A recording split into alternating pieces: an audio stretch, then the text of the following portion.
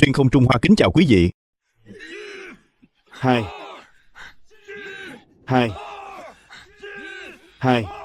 Đây là tiểu cửu ta, Tô Duệ. Xuất thân từ quân tinh nhuệ, quyền cước, xạ tiễn, mọi bề đều tinh thông.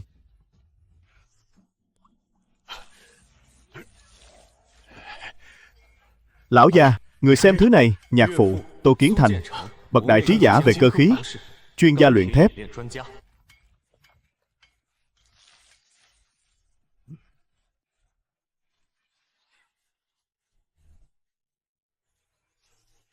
Nhạc mẫu, Lưu Mai, học giả nông nghiệp, chuyên tâm nghiên cứu lúa lai.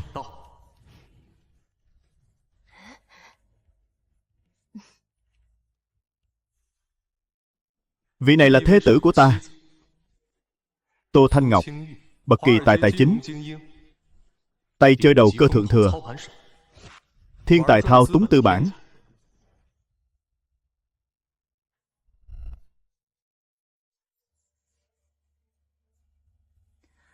Trà đã nguội rồi.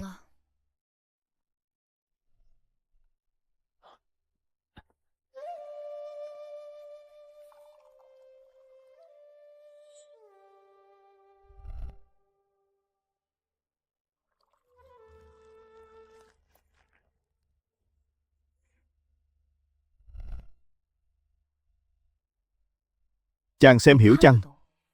Không hiểu.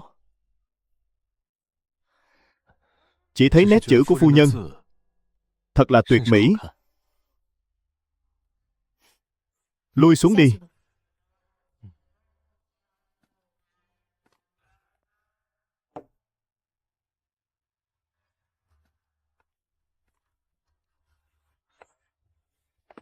Ta tên Thẩm Triết, học giả đương thời, nghiên cứu sử học, luận văn viết dở dang, máy móc bỗng hỏng hóc, tỉnh dậy liền trở thành tú tài nghèo của Đại Yến Vương Triều. Thẩm Triết.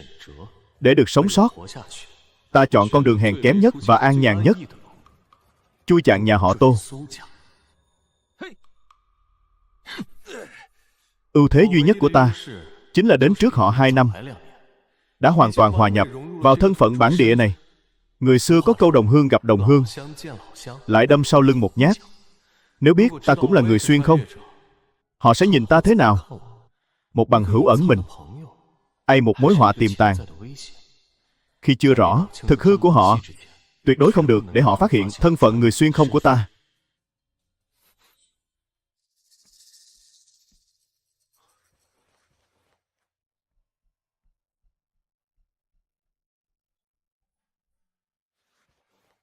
Cô gia, lão gia gọi người đến thư phòng. Điều gì đến cũng đã đến. Gia đình hội nghị nhà họ Tô chính thức bắt đầu. Việc thứ nhất, cách mạng công nghiệp. Dựa trên mô hình kỳ hạn mạng lưới giao thương tơ lụa toàn quốc trong vòng 1 năm, ta muốn Giang Nam tất thảy bạc trắng đều mang họ Tô. Việc thứ ba, kế hoạch nhân giống. Lúa lai năng suất cao của ta phải lập tức xây thêm 10 mẫu ruộng. Mẫu thân, tỷ tỷ, các người làm những việc này, nếu không có binh quyền thì khó thành. Ổ vệ nhà ta phải mau chóng mở rộng lên một doanh. Đây đều là tội lớn tru di cửu tộc. Sao thế A Triết? Chẳng lẽ có điều muốn nói? Nhạc phụ đại nhân, tiểu tế có một lời, không biết có nên nói hay không. Nói đi. Tiểu tế tài hèn học ít. Vừa rồi, những điều nhạc phụ và phu nhân bàn luận thật sự là không hiểu nổi. Chỉ thấy rằng việc luyện thép này dường như là đại sự, chỉ triều đình mới được phép làm. Thương nhân chúng ta nhúng tay vào, là không thỏa đáng. Tỷ phu, huynh cũng quá nhát gan rồi. Đám quan lại hôn quân triều đình kia, chúng thì biết cái gì? Ta nói này A Triết, ngươi chính là bị thời đại này trói buộc tư tưởng rồi. Đợi đến khi triều đình hay biết, lò cao của ta đã sớm sản xuất hàng loạt rồi. Nhạc phụ, phu quân, chớ nói nữa. Vậy nên, ta đã chọn bãi cát cách thành phía đông 30 dặm, Nơi đó đất đai rộng rãi, lại tiện bề dẫn nước. Ta quyết định ngày mai sẽ khởi công. Nhạc phụ đại nhân, việc này tuyệt đối không thể. Vì sao không thể? Khi tiểu tế còn niên thiếu, từng nghe một vị đạo sĩ Vân Du nói rằng khúc sông này là thế đất ác long khóa hầu, địa mạch âm khí cực nặng, động thổ tại đó é rằng sẽ kinh động Long Vương, mây ra thủy tai.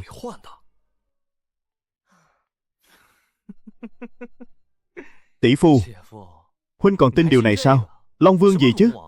Đó đều là mê tín dị đoan. Phải tin vào khoa học. Lão Tô, ấy là xem xét lại đi. Thà rằng tin là có, chớ đừng tin là không. Bà phải. Mê tín, hoang đường, những thứ thần thần bí bí đó có thể tin sao? Chốn này ta đã đích thân đi xem qua, địa chất ổn định, nguồn nước dồi dào. Chuyện cứ quyết định như vậy đi. Được rồi, chàng lui xuống đi. Đi đi, đi đi.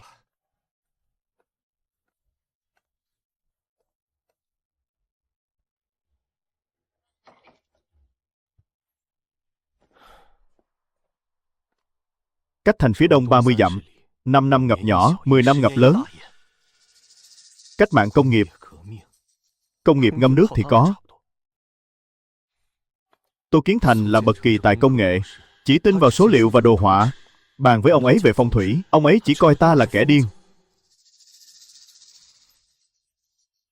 Khuyên nhủ cứng nhắc là vô ích. Phải dùng cách mà họ có thể thấu hiểu.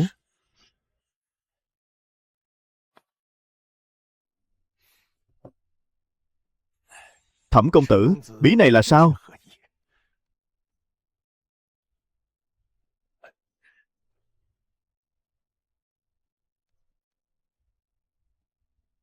Nhạc phụ ta muốn xây một tòa phủ đệ lớn ở phía đông thành. Muốn mời ngài xem qua phong thủy, tiện thể vẽ một tấm dư đồ chính xác.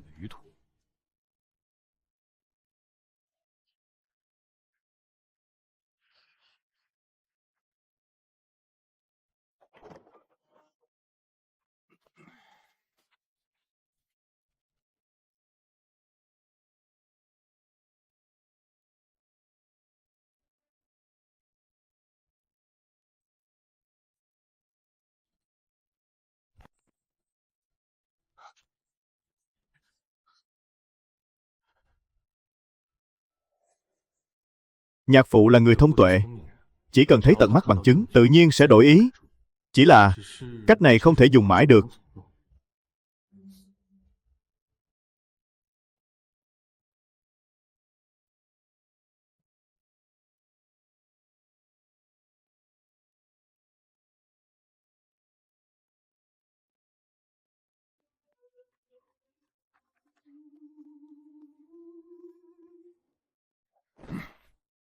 Bà Triết, đây là do con làm phải không?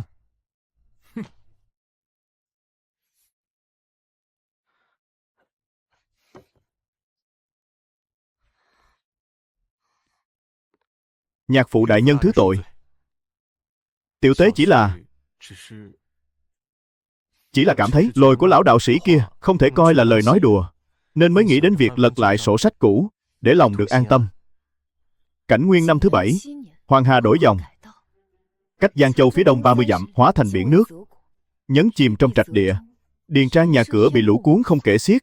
Cảnh nguyên năm thứ 12, Hưng Long năm thứ 3, năm thứ 8, năm thứ 14. Cứ mỗi 5 năm một lần, phía đông thành lại bị hồng thủy ghé thăm một lần. Ta nói này, một tú tài nghèo như ngươi, làm sao biết được nơi nào để tra cứu những thứ này? Tiểu tế là người Giang Đông. Sau khi đỗ tú tài, từng ở trong tàng thư lâu của học cung, thấy qua cuốn thủy văn chí này. Chỉ là tiện tay lật xem qua thôi, chẳng ngờ tới hôm nay lại dùng đến rồi. Tiền đâu mà chàng thuê người vẽ dư đồ? Là ngọc bội mẫu thân ta để lại, đã đưa cho tiên sinh đo đạc rồi.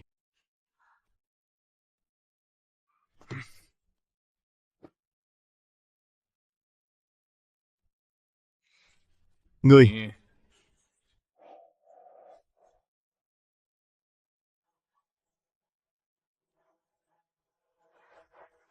làm rất tốt. Sau này việc trong nhà, ngươi cũng nên lắng nghe nhiều hơn, góp ý nhiều hơn. Tuân lệnh, thưa nhạc phụ đại nhân. Phu quân, chàng hãy tới phòng kế toán, chi 10 lượng bạc, chuột ngọc bội về đi. Được, phu nhân.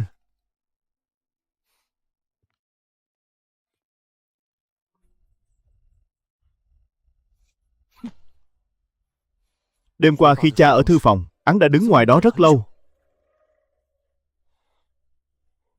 Hắn là tú tài, từng đọc sách, biết về thủy văn chí. Cũng chẳng có gì lạ. Thanh Ngọc, ngươi thấy thế nào? Cứ thử lòng thêm lần nữa, nếu thấy có điều bất thường thì hãy tiễn hắn rời đi.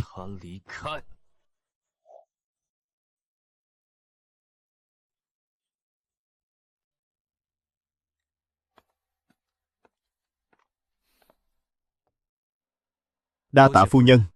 Tiên sinh đó thật sư tử ngoạm. Chỉ còn lại 2 lượng bạc. Phu quân, chàng tới giúp ta tính toán sổ sách này. Chi phí vận chuyển tơ lụa từ Giang Nam tới Trường An, mỗi xúc vải đi đường thủy và đường bộ, quy đổi ra bao nhiêu văn? Đi đường thủy 43 văn. Đi đường bộ, nay đang mùa mưa, còn phải cộng thêm 2 phần. Tài tính toán của chàng còn nhanh hơn cả đại chưởng quỹ của ta. Cha ta từng là thầy đồ, khi còn tại thế đã dạy ta chút toán học. Thầy đồ, toán học. Cha ta nói, kẻ sĩ không thể chỉ biết ngâm thơ làm phú, chuyện củi gạo dầu muối cũng phải biết tính.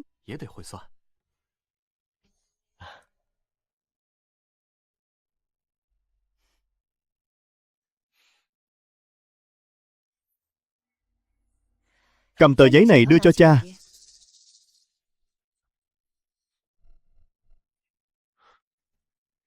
Chàng nhận ra chứ? Tất nhiên là nhận ra.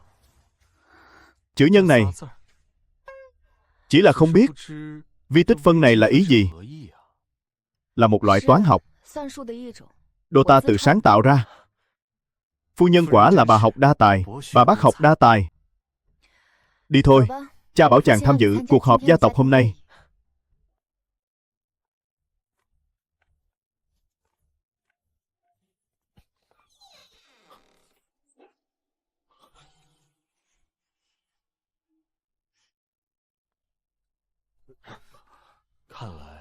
Tô gia đã bắt đầu đề phòng ta rồi.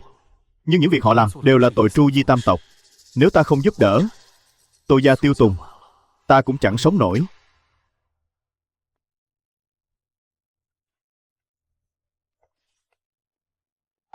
Kế hoạch của ta, lấy việc kinh doanh tơ lụa và trà của Tô gia làm gốc, để thiết lập một mạng lưới thương mại bao phủ khắp Giang Nam, kỳ hạn, đòn bẩy, hợp đồng tiêu chuẩn.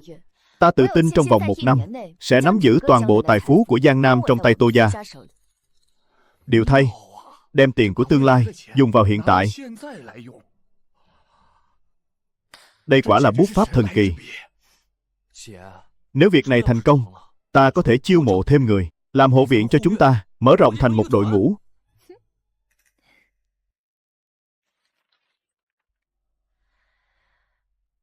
Phu quân, chàng thấy kế hoạch này của ta thế nào? Trong hợp đồng của phu nhân dường như không chừa chỗ cho nha hành. Nha hành. Trong hợp đồng của phu nhân dường như không chừa chỗ cho nha hành. Nha hành. Lũ ký sinh trùng đó chung quy cũng là phường trung gian, chỉ biết bóc lột tầng tầng lớp lớp, khiến hiệu suất trì trệ. Xong, phía sau nha hành này là quan phủ.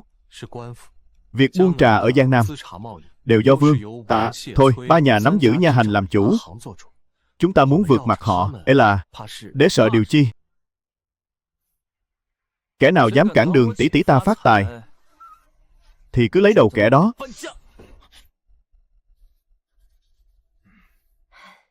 Được rồi. Phương thức mới của ta chính là loại bỏ những khâu không cần thiết này, để người sản xuất và kẻ mua hàng được trực tiếp giao thương. Vào cả đi.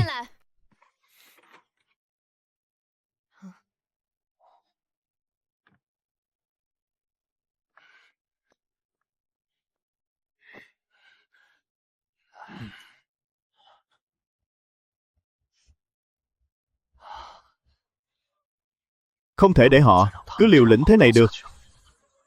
Xem kìa, chẳng quá 3 ngày, ba nhà Vương, thôi, ắt sẽ nhổ tận gốc nhà họ Tô. Đồ tới đây, xem thử đi. Tịch thu gia sản, tống giam cả nhà. Bánh bao của ngươi đây, cầm cho chắc nhé. Ngon thì lần sau lại ghé. Xem đây nào. Mời xem qua, mời xem qua.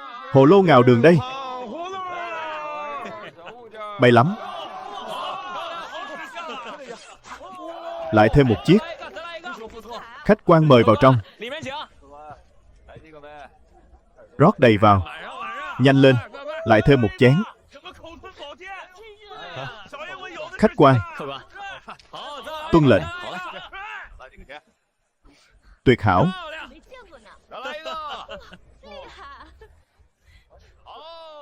Lại thêm một chén nữa. Nghe nói Tạ Tam công tử vì muốn lấy lòng kỹ nữ đầu bản Thiên Hương Các mà vung tiền như rác. Thật hay giả vậy?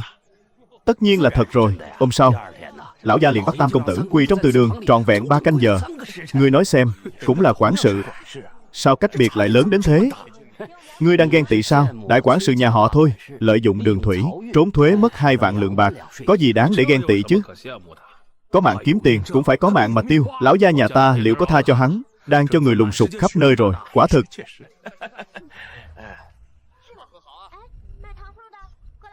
Có đôi khi không thể không tin. Đây chính là thần linh, tính toán thật chuẩn xác, phải không?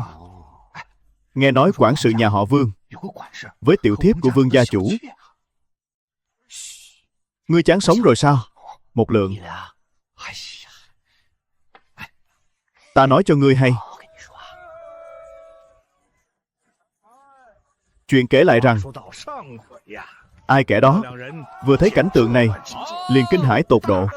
Ây, bay lắm.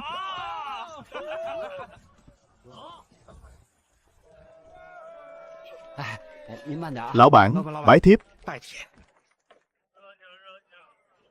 Cút ra ngoài. Cút. Lão bản, chớ vội đi mà. Lão bản. Hơn 20 thương hộ, chẳng thành công được một nhà. Lý trưởng quầy nói, trà của ông ta đã có người đặt trước. Việc này, Trương ký trù Đoạn Trang bảo rằng, cuối tháng phải tới kiến nghiệp, không làm ăn ở Giang Châu nữa.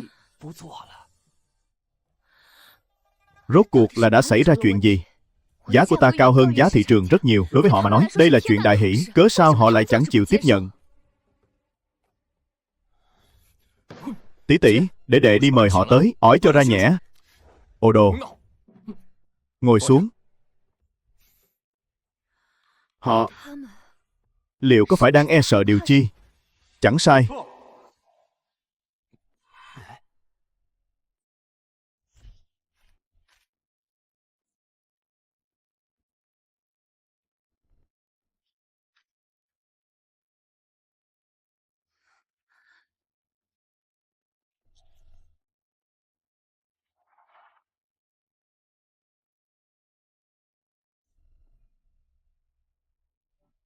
Trà viên nhà họ Lý ở phía Bắc Thành, đêm qua xảy ra hỏa hoạn, thiêu rụi nửa ngọn núi. Phải hay không phải? Phải. Tiểu cửu của lão Trương bị nha môn phủ tri phủ đánh gãy chân, nghe nói là do mạo phạm. Ngựa của Tam công tử nhà họ Tạ. Phải. Các ngươi lui ra cả đi. Tuân lệnh. Đi thôi. Mấy ngày nay, chàng đã đi những đâu? Ngõ Bình Khang, chốn ngói gạch. Khoác bộ y phục này đi làm gì?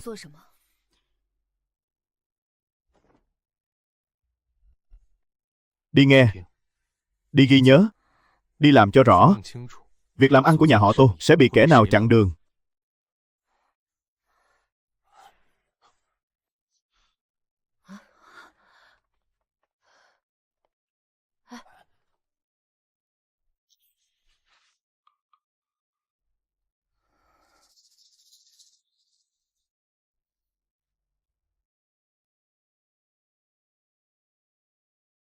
Những điều này đều là ngươi nghe được.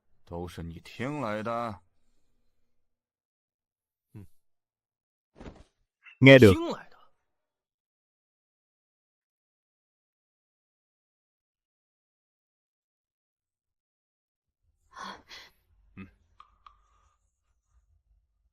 Đừng có ở đây giả thần giả quỷ. Ngươi chỉ là một gã tú tài nghèo, chạy tới chốn ngói gạch nghe lỏm vài hôm, mà có thể nghe được những điều này sao? Tin tức của các đại gia tộc từ miệng của các quản sự và tôi tớ trong các đại gia tộc ngõ Bình Khang, chốn ngói gạch chính là nơi họ trao đổi tin tức.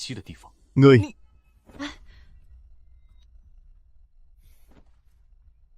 Vậy nên là ba nhà vương thôi đã đoạn tuyệt đường làm ăn của nhà họ Tô ta. Phải. Họ đang dùng cách thức đơn giản và man rợ nhất để nhắn nhủ với tất cả thương nhân vùng Giang Nam, kẻ nào dám làm ăn với nhà họ Tô, kẻ đó phải chết. Vậy thì đệ sẽ đi tìm họ, ỏi cho ra nhẽ.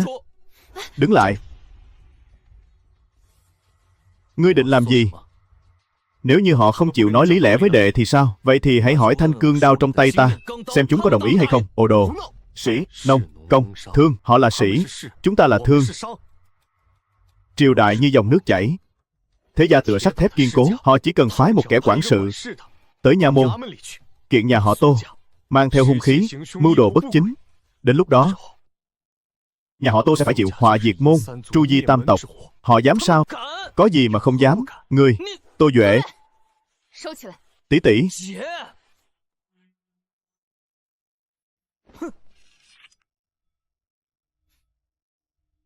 Chàng từng nói, phải chừa lại vị trí cho nha hành, chính là chừa lại cho ba nhà này. Phu nhân,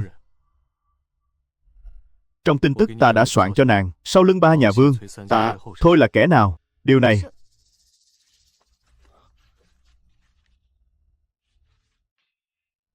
Bố chính sứ, Lục bộ thượng thư, Hoài Nam vương,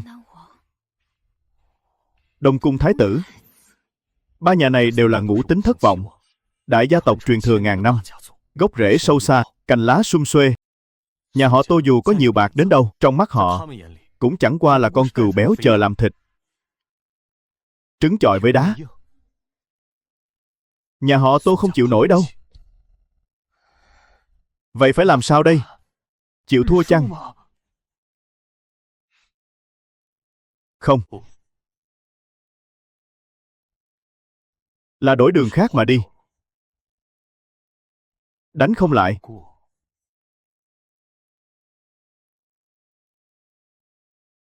thì gia nhập.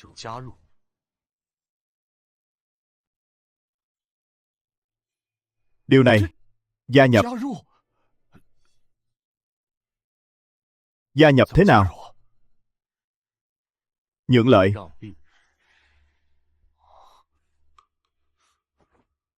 Nhượng lại 6 phần lợi nhuận, biếu không cho họ, để họ hiểu rằng Tô gia không phải tới để tranh bát cơm, mà là tới để dâng tiền cho họ.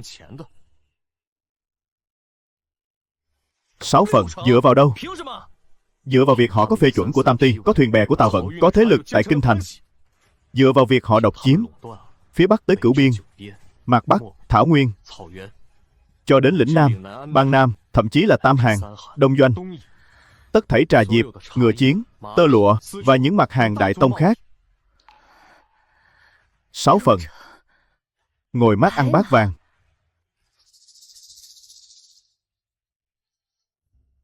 Sáu phần lợi nhuận này là để mua 3 thứ. Thứ nhất, mua để ba nhà vương thôi, không cản đường Tô gia. Thứ hai, mua lấy danh tiếng của họ, để toàn bộ thương nhân Giang Nam đều biết việc làm ăn của Tô gia đã có ba nhà này làm chỗ dựa. Thứ ba,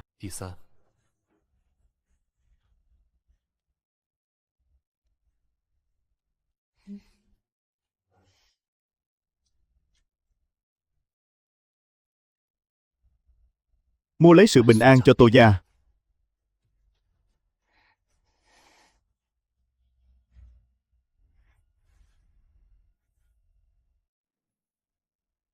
Đại nhân nhà ta đang hội kiến. Gia chủ hai nhà thôi. Ta không tiếp khách ngoài, không bàn việc làm ăn. Phiền ngài thông báo một tiếng. Tô gia không phải tới để bàn chuyện làm ăn, mà là tới để dâng lễ cho Vương gia chủ. Đồ mù mắt kia, gia chủ đang tiếp khách, còn không mau đuổi đám. Kẻ nhàn rỗi ở cửa đi chỗ khác. Ngươi, Vương quản sự. Vương quản sự. Láo xược, ngươi là thứ gì mà cũng xứng đụng vào ta? Vương quản sự bớt giận. Ta nghe nói trong phủ có một vị quản sự với tiểu thiếp của gia chủ có mối quan hệ mập mờ. Chẳng biết thực hư ra sao. Ngươi nghe những lời này từ đâu? Xem cái miệng của ta này, thật đúng là không biết giữ ý tứ. Vậy phiền Vương quản sự thông báo một tiếng, khẩn cầu Vương gia chủ nhất định phải gặp phu nhân nhà ta.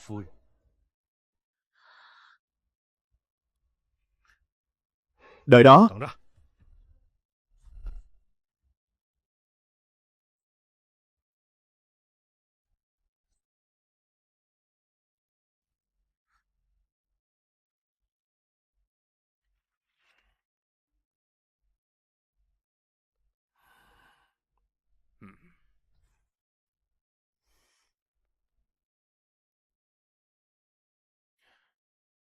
Tô gia xuất tiền xuất người, ba nhà ta ngồi không hưởng 6 phần. Phải.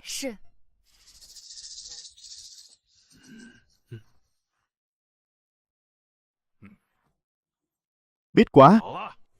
Chúng ta muốn 8 phần.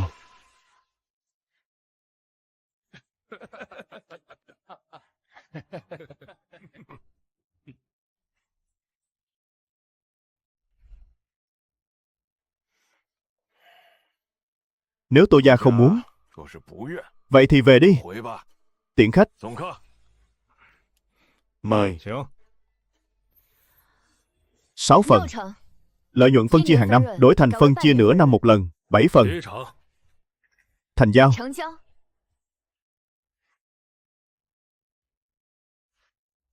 Đi. Báo với nha môn tri phủ, việc Tô gia mưu đồ bất chính đều là lời đồn nhảm, để thôi thông phán, bắt giữ kẻ tung tin đồn nhảm. Tuân lệnh lão gia.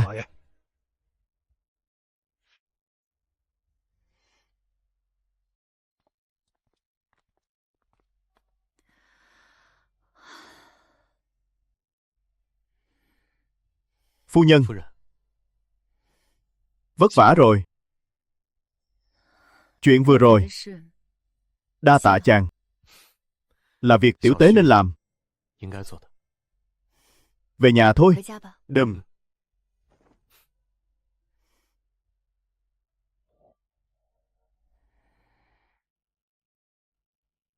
Thẩm Triết, ngươi rốt cuộc còn giấu giếm bao nhiêu?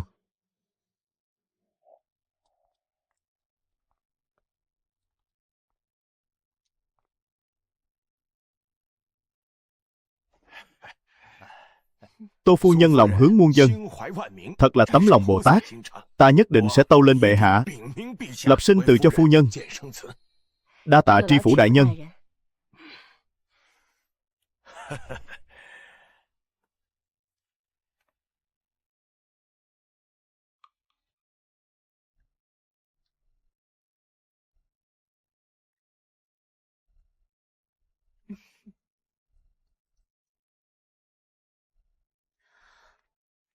Phụ thân, mẫu thân, tri phủ tới đây làm gì? Thửa ruộng thí nghiệm của mẹ ta cho sản lượng ngàn cân. Tri phủ đặc biệt tới cầu xin thần chủng. Đã đưa cho ông ta rồi. Tất nhiên rồi, đây là việc thiện tạo phúc cho bách tính. Tại sao lại không cho?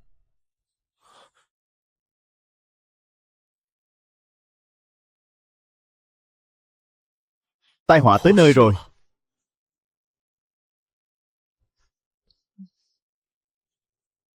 Đi thôi. Nhạc mẫu cùng người nhà đang đắm chìm trong niềm vui khi dâng hiến thần chủng. Còn lời ta cảnh báo về tai họa, họ căn bản chẳng hề bận tâm. Hơn 1 tháng trôi qua, gia nghiệp nhà họ Tô ngày càng hưng thịnh. Nhạc mẫu lại nghiên cứu ra thần chủng mới, sản lượng mỗi mẫu cao gấp 3 lần. Lúa gạo thông thường, đồi hộ viện của tiểu cửu tử cũng đã mở rộng lên tới một doanh 500 người. được trang bị đao thép tinh luyện, từ xưởng luyện thép của nhạc phụ, sức chiến đấu sánh ngang chính quy quân. Nhà họ Tô tựa như một cỗ xe, siêu tốc chạy bằng năng lượng hạt nhân, động lực vô cùng tận, nhưng phanh xe lại hỏng. Người lái cũng chẳng có bằng, càng không biết cách điều khiển người tiếp theo. Tuy nhiên, sau sự việc hợp đồng của ba nhà, Vương, Tạ, thôi, vợ ta là Tô Thanh Ngọc, không còn coi ta là kẻ chẳng biết sự đời như trước nữa. Mỗi khi đưa ra quyết định trọng đại, nàng đều hỏi ý kiến của ta.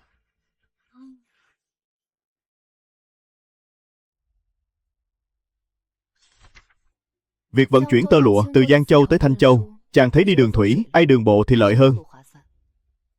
Nay đang mùa nước lũ, đường thủy phải đi vòng, tốn kém hơn đường bộ 2 phần. Chàng quả là cái gì cũng biết. Nhàn rỗi không có việc gì làm, đều là đọc trong sách cả thôi.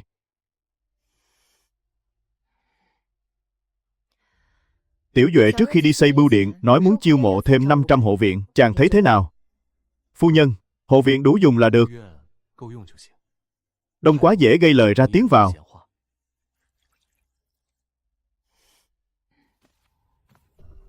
Tiểu thư, cô gia, người từ kinh thành tới rồi. Lão gia gọi 2 người ra tiếp chỉ. Bùa đòi mạng tới rồi. Phụng Thiên thừa vận. Hoàng đế chiếu viết. Tô Lưu Thị ở Giang Châu, đơn giống có công, nhưng lại tư tàn thần chủng trước, chẳng chút lòng trung quân ái quốc. Trẫm niệm tình nhà họ Tô có phong thái làm việc thiện tích đức, nên không truy cứu tội trạng, ban một tấm biển hiệu 100 lạng bạc trắng, khâm thử.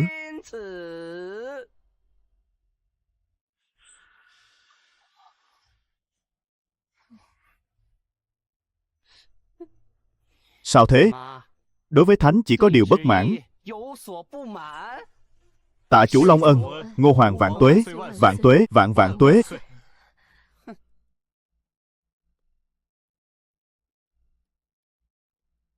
Thần chủng đã được liệt vào hàng cống phẩm hoàng gia, nghiêm cấm dân gian tự ý gieo trồng và buôn bán.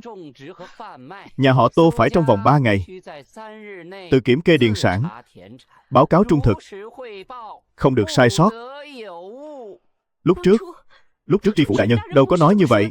Ông ta nói sẽ tâu lên bệ hạ, lập sinh từ cho ta. Mẫu thân, Tô Lưu Thị, bí ngươi là muốn lập sinh từ. Đại nhân nói đùa rồi. Tô gia chỉ là hạng thương nhân, sao dám mơ tưởng quan phủ lập sinh từ.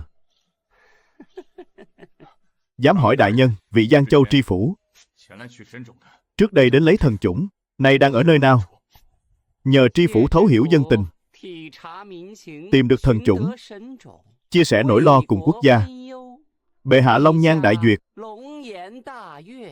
đã thăng làm hộ bộ tả thị lang.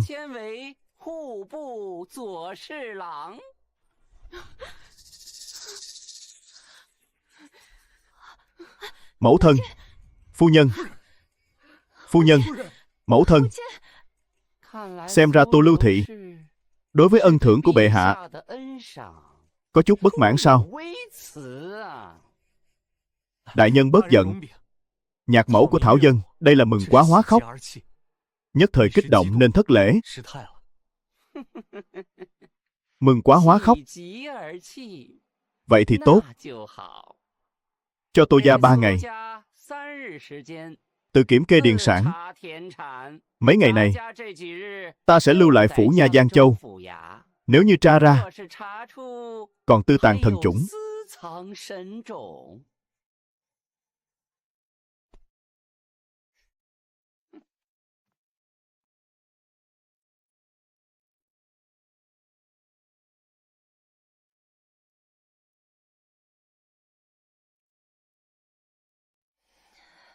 tri phủ dân chủng được thăng tả thị lang, còn Tô gia ta chỉ nhận được một tấm biển hiệu 100 lạng bạc, lại còn bị mắng là không có lòng trung quân ái quốc.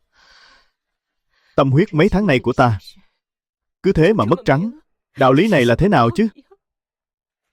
Không được, phải đi đòi lại công đạo. Nhạc phụ đại nhân, người muốn đòi công đạo gì? Là muốn nói tri phủ đại nhân mạo nhận công lao, hay là hoàng đế ban thưởng bất công? Nhưng đây, đích thực là công lao của chúng ta. Nhưng giờ không còn là của ta nữa rồi. Kể từ khoảnh khắc giao thần chủng đi, nó đã mang họ Mộ Dung rồi. Đây là vật của hoàng gia. Tô gia còn dám nói nửa lời. Chính là khi quân, chính là mưu nghịch. Cứ thế mà bỏ qua sao? Đây mới chỉ là bắt đầu.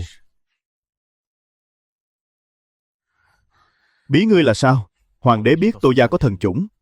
Tiếp theo ngài ấy sẽ muốn biết Tô gia còn có những gì.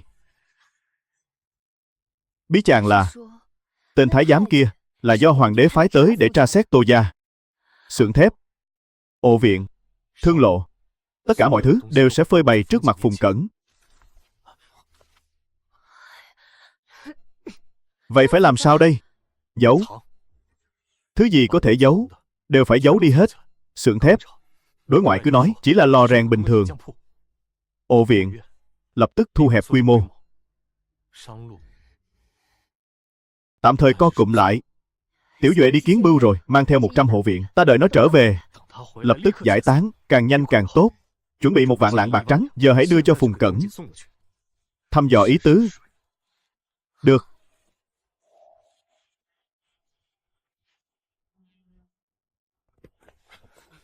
Tỷ, đệ đã về rồi.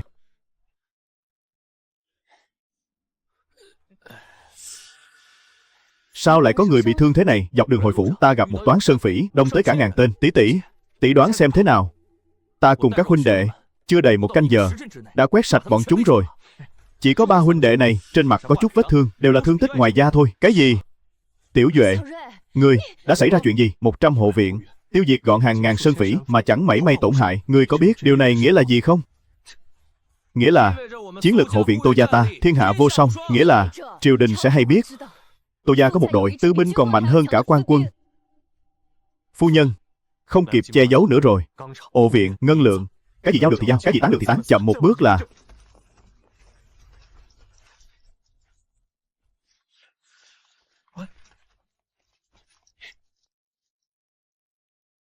Tô gia các ngươi tàn trữ cung nỏ giáp trụ, huấn luyện tư quân, bí đồ mưu phản. Ta phụng mệnh triều đình triệt tra Tô gia. Ngươi dám?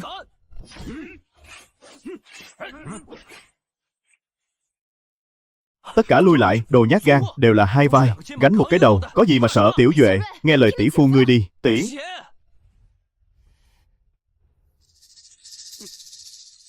Lui.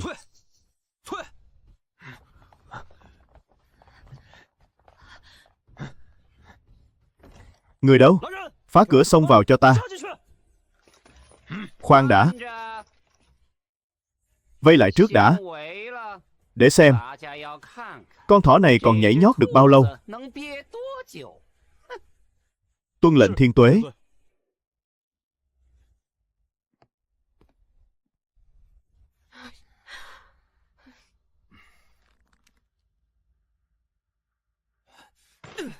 Đây là vu oan, là hãm hại. Những thứ này sao lại có thể gán tội mưu nghịch? Lấy 1 địch 10, tiêu diệt gọn ngàn tên sơn phỉ. Trong mắt triều đình, Tô gia có năng lực, cũng có ý đồ tạo dựng một đội tư binh tinh nhuệ. Đây là đang thách thức hoàng quyền. Vậy phu quân, chàng nói giờ nên làm thế nào? Giao nộp tất cả, toàn bộ bản vẽ xưởng thép, công tượng, cùng với cả xưởng thép đó nữa, một mảnh giấy cũng không được giữ lại. Hộ viện cũng phải giải tán toàn bộ. Phu nhân, ngân phiếu trong phủ, tiền mặt, đem ra hết cả đi. Chúng ta phải dùng tiền để chuộc lại mạng sống này. Đại trượng phu sinh ra giữa trời đất, sao có thể tự trói tay mình? Cùng lắm thì tạo phản. Tránh ra, nếu không ta chém chết ngươi. Tiểu Duệ, đưa người xông ra ngoài, chẳng khác nào xác nhận tội mưu phản của Tô gia, rồi cả nhà sẽ bị tru di. Ta có 500 huynh đệ, ai nấy đều lấy 1 địch 10. Chỉ cần ta xông ra được, thiên địa chấm nét, nơi nào ta chẳng tới được. Bay lắm. Vậy ngươi cứ ra xem thử. 500 huynh đệ của ngươi đi, nay còn lại được mấy kẻ? Nay chẳng phải buổi mạt vận của vương triều, cũng chẳng phải lúc thiên hạ đại loạn, khói lửa ngút trời, bách tính lê dân nào cần phải ăn đất Quan Âm, gặm vỏ cây, lại càng chẳng cần phải đổi con mà ăn. Vậy thì ai nguyện ý đem đầu của cửu tộc buộc chặt vào cổ xe chiến của Tô gia, cùng nhau mưu đồ tạo phản? Ngươi bảo phải làm sao đây?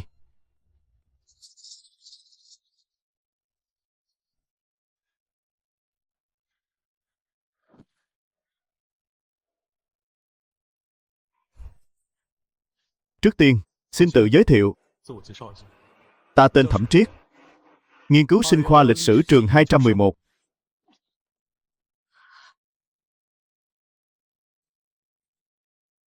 Ngươi hướng nghiên cứu là kinh tế sử cổ đại và chính trị cung đình. Tỷ phu, huynh cũng là. Ta đến trước các ngươi 2 năm.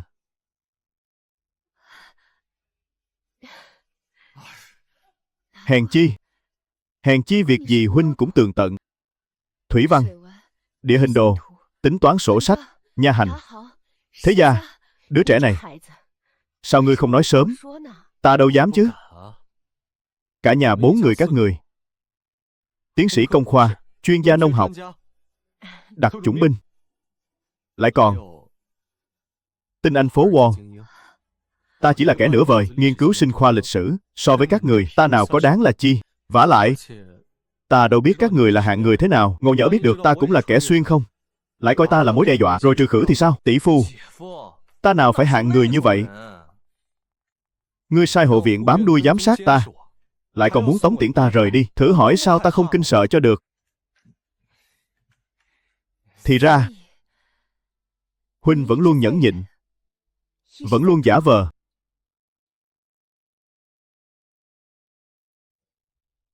Hiện tại, quan quân vẫn chưa hạ sát giới. Hoàng thượng hẳn đang dò xét chúng ta.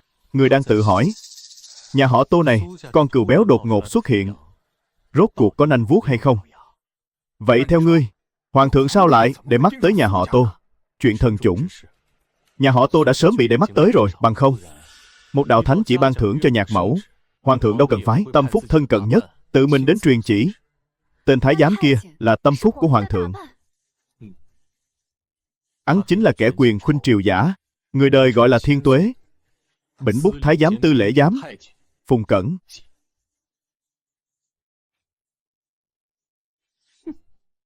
Hiện tại, chúng ta không những không được lộ nanh vuốt, mà còn phải cạo sạch lông cừu, chủ động dâng tận miệng bọn họ.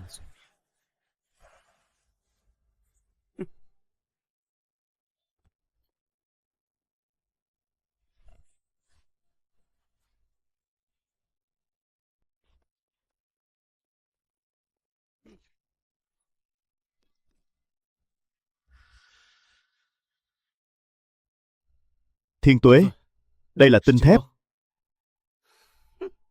Nhà họ Tô quả là bản lĩnh cao cường. Bẩm Thiên Tuế, nhà họ Tô vẫn luôn tâm niệm muốn dâng xưởng luyện thép cho triều đình để rèn đúc binh khí giúp nước. Chỉ hiềm nổi không có đường tiến thân nên chưa thể thực hiện. Nay Thiên Tuế đích thân giá lâm, vừa hay giúp nhà họ Tô toại nguyện tâm ý. Số bạc này tổng cộng 27 vạn 3.000 lượng, là toàn bộ gia sản của nhà họ Tô, vốn định dùng để mở rộng đường buôn. Song dân nữ nghe tin nơi biên ải chính cõi đang có chiến sự, Tô gia nguyện dâng lên triều đình, mong Thiên Tuế minh xét. Tô gia quả không hổ danh là đệ nhất phú hộ Giang Châu. Được chia sẻ nỗi lo cùng bệ hạ là phúc phận của Tô gia. Ngẩng đầu lên.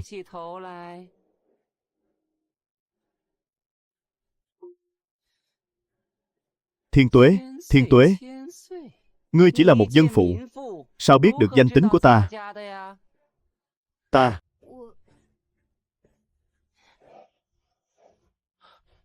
Bẩm Thiên Tuế, thảo dân là tú tài. Năm ngoái khi tham dự phủ thí, từng có vinh hạnh được chiêm ngưỡng chân dung của Thiên Tuế. Thiên Tuế, quả thực có việc này. Tại phủ nha của Tạ tri phủ ở Giang Châu, đúng là có treo chân dung của ngài. Tả Thị Lan với ta cũng khá thân tình.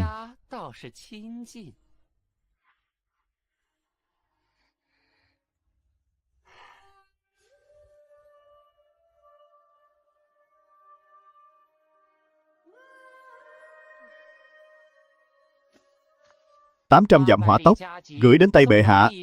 Tuân lệnh. Người đã rút đi rồi. Hộ viện của Tô gia võ nghệ cao cường, ấy xung vào đại doanh Giang Châu đi. Đa tạ Thiên Tuế.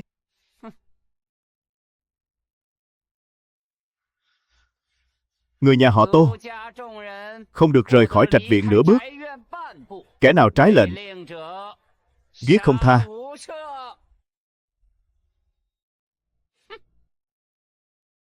Cung tiễn Thiên Tuế.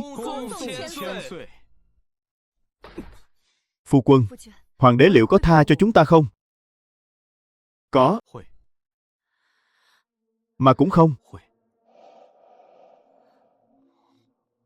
Tỷ phu, rốt cuộc là có hay không? Nói rõ ràng xem nào. Các người có biết chúng ta sắp tới phải đối mặt với kẻ nào không? Chẳng phải chỉ là một tên hoàng đế thôi sao? Đại Yến Tuyên Vũ Đế, Mộ Dung Phù. Kẻ này năm 25 tuổi, phát động Yến Long chính biến, ép phụ hoàng nhường ngôi. Tại vị 31 năm, thịnh hành hình ngục, mở rộng cương vực, có thể coi là một bậc hùng chủ. Nhưng hắn bản tính đa nghi, tàn bạo lại tham lam. Tính điều của hắn là thiên hạ này không có người nào là không thể dùng, cũng không có người nào là không thể bỏ.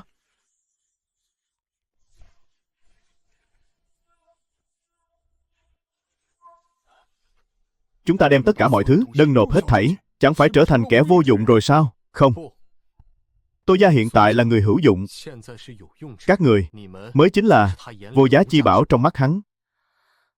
Bí huynh là hắn muốn đưa chúng ta đến kinh thành sao? Chỉ sợ đến kinh thành, người là dao thớt, ta là cá thịt. Hay là chúng ta bỏ trốn đi, phản luôn. Ta không tin. Với bản lĩnh của chúng ta, thiên hạ rộng lớn thế này, chỗ nào mà chẳng đi được. Đủ rồi, đừng nói nữa. Nghe ta này. Cha, mẹ, Tiểu Duệ, ta hy vọng các người hiểu rõ. Đây không phải thế kỷ 21, không phải xã hội văn minh. Có thể từ chức, có thể di cư. Đây là vương quyền chí thượng. Triều đại phong kiến, dưới gầm trời này, đâu đâu chẳng phải đất của vua. Chạy đi đâu được chứ? Phản, lấy gì mà phản? Chẳng lẽ chúng ta không còn cách nào khác sao? Chớ hoảng loạn. Tuyên Vũ Đế Mộ Dung Phù, kẻ này ta rất tường tận. Luận văn tốt nghiệp của ta chính là viết về đế vương thuật của Tuyên Vũ Đế Mộ Dung Phù và những cuộc thanh trừng chính trị những năm cuối đời. Xin hãy tin vào sự phán đoán chuyên môn của ta. Chuyến vào kinh lần này chẳng phải đường cùng đâu.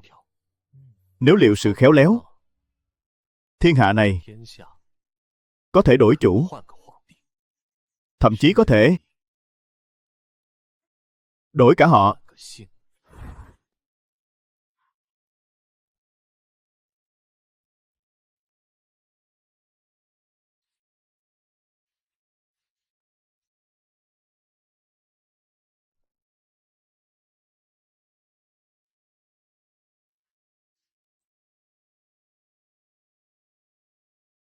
Thấy nàng bữa trưa chẳng dùng được bao nhiêu, ta mang chút điểm tâm cho nàng.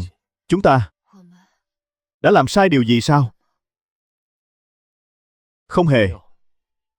Chúng ta chỉ là quá nhanh rồi. Quá nhanh rồi.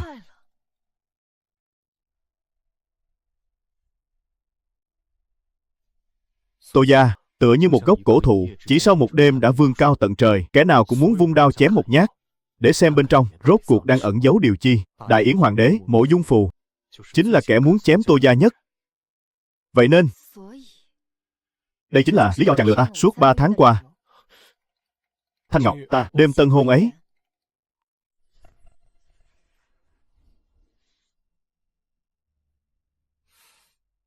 chàng từng đọc Quốc Phú Luận chưa?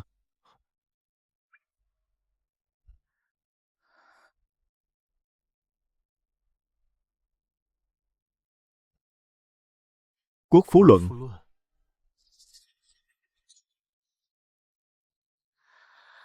Vậy chàng có biết về đòn bẩy không? Ta hết lần này đến lần khác thăm dò chàng, chàng vẫn giả ngây giả ngô. Vậy còn chàng đối với ta cũng là giả tạo sao? Không phải. Ta thề, tấm lòng ta đối với nàng trước nay đều là thật.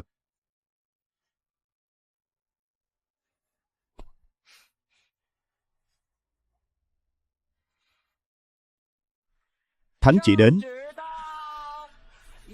Phụng Thiên thừa vận. Hoàng đế chiếu viết: Tô gia ở Giang Châu, nhiến giống hiến bạc, trung quân ái quốc, thật là bậc mẫu mực của giới thương nhân. Đặc triệu: Tô Kiến Thành, Tô Lưu Thị, Tô Thanh Ngọc vào kinh diện thánh thụ phong. Tô Duệ, thiếu niên anh hào, phong làm Giang Châu đoàn luyện sứ, tức khắc nhậm chức. Khâm thử.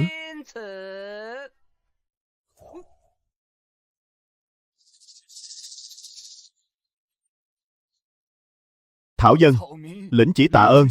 Ngô Hoàng vạn tuế, vạn tuế, vạn vạn tuế. Tiếp chỉ đi thôi.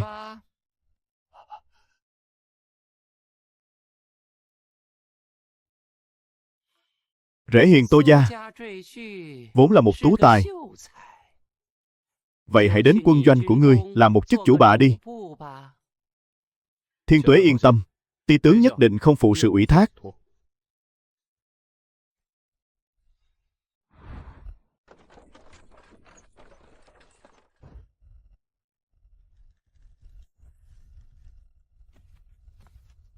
Tỷ phu, ngài thật thần cơ diệu toán.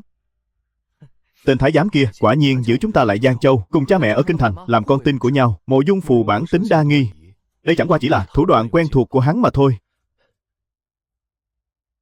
Tỷ phu, chúng ta khi nào thì khởi hành? Khởi hành? Đi đâu? Đến U Châu tìm Phạm Dương Vương chứ. Tỷ phu, đây chẳng phải là kế hoạch của huynh sao? Ngươi đó, tính tình vẫn cứ nóng nảy như vậy.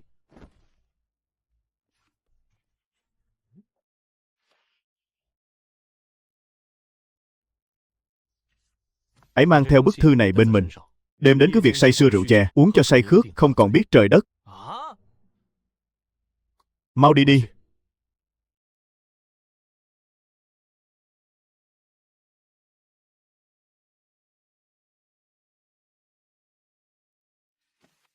Thanh Ngọc, con đang suy tính điều chi? Con đang nghĩ, không biết Thẩm Triết và mọi người đã tới đâu rồi. Con gái à, đã hơn nửa tháng trôi qua rồi, con nói xem, khi nào Hoàng thượng mới chịu triệu kiến chúng ta? Sắp rồi. Thẩm Triết từng nói, Hoàng thượng sẽ cố tình làm lơ chúng ta, để chúng ta phải nóng lòng, để chúng ta phải sợ hãi. Tiểu Triết chẳng phải đã dặn rồi sao, cứ ăn uống như thường nhật. Phải để Hoàng thượng thấy rằng Tô gia ta chẳng hề nao núng. Con làm cái gì vậy con gái? Phụ thân, mẫu thân, từ hôm nay trở đi, dù ở bất cứ nơi đâu, tuyệt đối không được thốt ra những từ ngữ lạ lẫm kia. Tại sao? Thẩm Triết nói ở Giang Châu, đóng cửa lại thì nói sao cũng được. Nhưng ở kinh thành này, khắp nơi đều là tai mắt của Hoàng thượng. Chỉ một câu khoa học, một câu kỹ thuật, cũng đủ khiến Tô gia ta vạn kiếp bất phục. Vào đi. Tô lão gia, trong cung có lời truyền tới, bệ hạ vào giờ thìn ngày mai sẽ triệu kiến Tô gia tại điện Thái Hòa.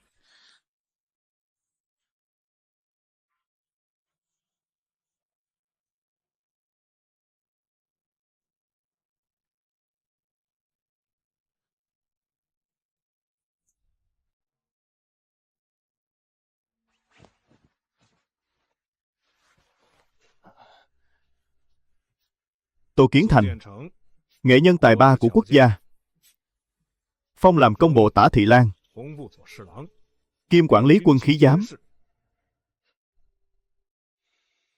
Tô Lưu Thị, vị thần của nông tang, phong làm tư nông tự thiếu khanh, trưởng quản việc nông vụ tại Hoàng Trang. Tô Thanh Ngọc, trẫm nghe danh Tô Thị Thanh Ngọc, có tài kinh thiên vĩ địa, có thể điểm đá thành vàng. Trẫm muốn nàng trưởng quản nội thừa vận khố, kiêm chức hộ bộ Hữu Thị Lang. Nàng có bằng lòng chăng?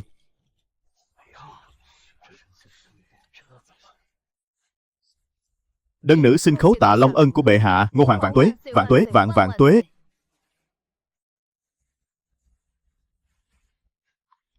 Nhạc phụ, kỹ thuật luyện thép của người, hoàng thượng sẽ coi như báu vật, rồi bằng tốc độ nhanh nhất vắt kiệt mọi tri thức của người, cuối cùng sẽ khép vào tội tàng trữ binh khí, mưu đồ bất chính để trừ khử người.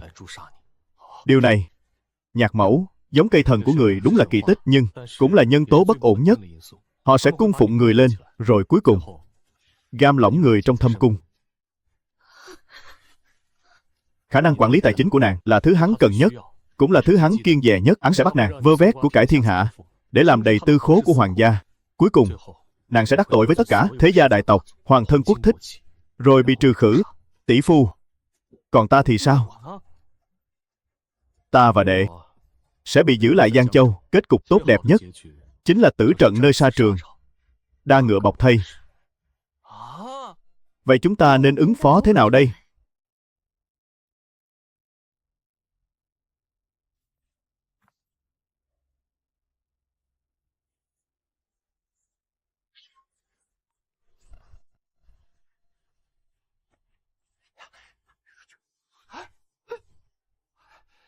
Bệ hạ, Giang Châu nguy cấp.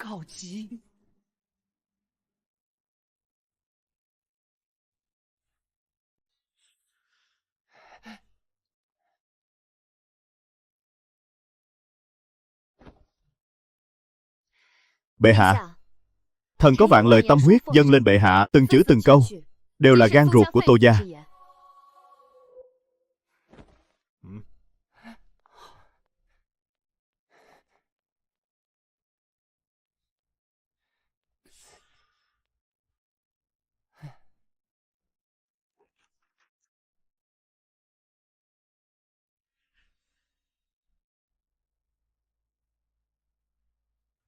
Tô gia, lòng trung đáng khen.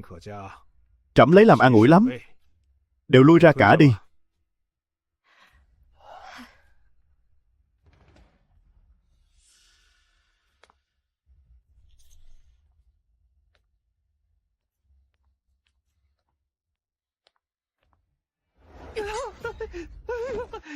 Say rượu, hỏa hoạn, lửa thiêu xác thịt, dung mạo khó phân. Thiên Tuế có tin chăng? Ngươi tin chăng? Bệ hạ, Thẩm Triết và Tô Duệ say rượu bỏ bê chức trách, vô ý làm cháy quân trướng, lửa lớn thiêu rụi. Chỉ còn lại 2 bộ hài cốt cháy đen. Trong đống đổ nát đã tìm thấy bức thư này.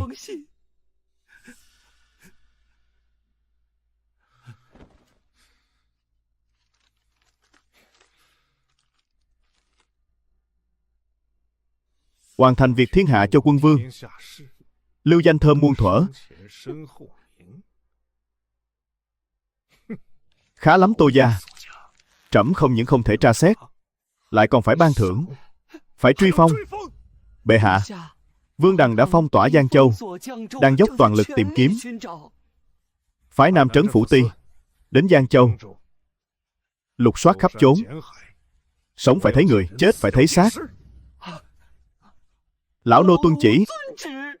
Nhớ kỹ, việc này đừng để người Tô gia hay biết. Phái người bắt Trấn Phủ Ti giám sát chặt chẽ. Nếu còn xảy ra sơ suất gì, Trấn Phủ Ti cũng không cần tồn tại nữa. Rõ. Gã chết thoát thân. Đã các ngươi không muốn làm con tin, vậy thì trẫm sẽ thành toàn cho các ngươi.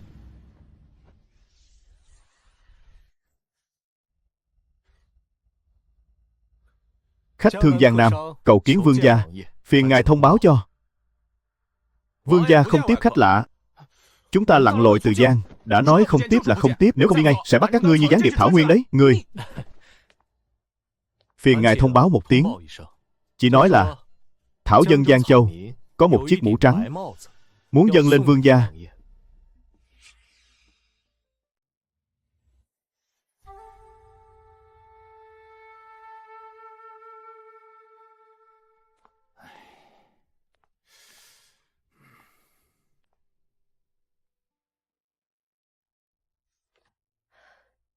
Thanh Ngọc, ngươi nói xem, liệu họ có thực sự gặp chuyện không?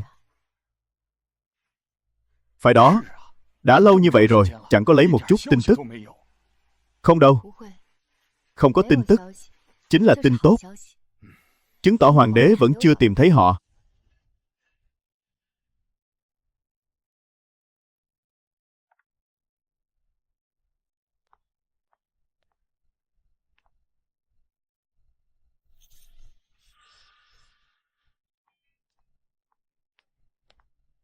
Phụ thân, mẫu thân, chúng ta nhất định phải giữ vững tâm trí, gã vờ như không biết chuyện gì.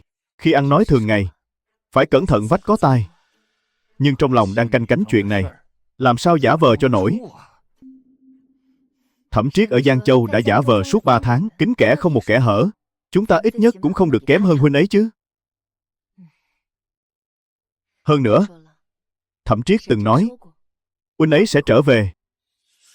Con tin huynh ấy.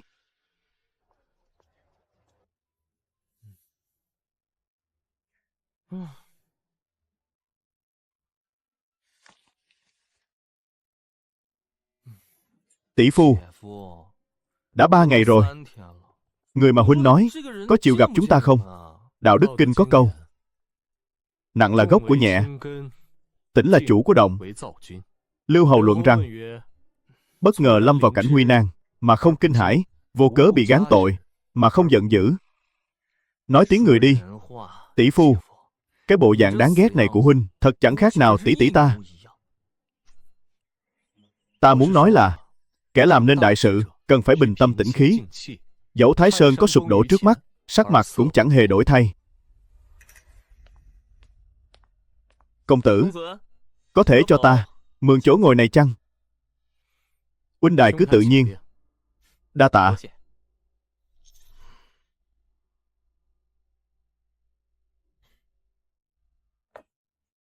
Dám hỏi công tử đang đọc sách gì đó? U Châu Phong Vật Chí. Tại hạ mới tới nơi này, muốn tìm hiểu chút phong thổ nhân tình bản địa. U Châu này ấy à? Gió lộng dữ dội, người còn cứng cỏi hơn. Chẳng hay công tử từ nơi nào mà đến? Ta hỏi ngươi, vương gia nhà ngươi rốt cuộc có ý gì? Các ngươi đã là toán người thứ 10, đến thăm dò trong 3 ngày qua rồi. Nếu các ngươi không muốn gặp, thì cứ nói thẳng là được. Tiểu Duệ, trước mặt vương gia, không được vô lễ. Hắn, chính là hắn.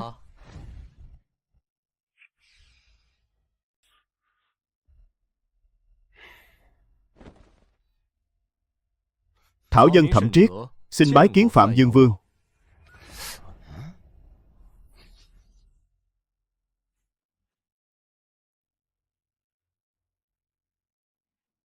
Vương gia, tuy mặc y phục tôi tớ, nhưng dáng đứng thẳng tắp, ai vai bằng phẳng, ánh mắt quét qua tựa có uy thế của đại quân. Hơn nữa vị huynh đài này, thỉnh thoảng lại nhìn về phía vương gia, trong ánh mắt tự có ý thỉnh thị.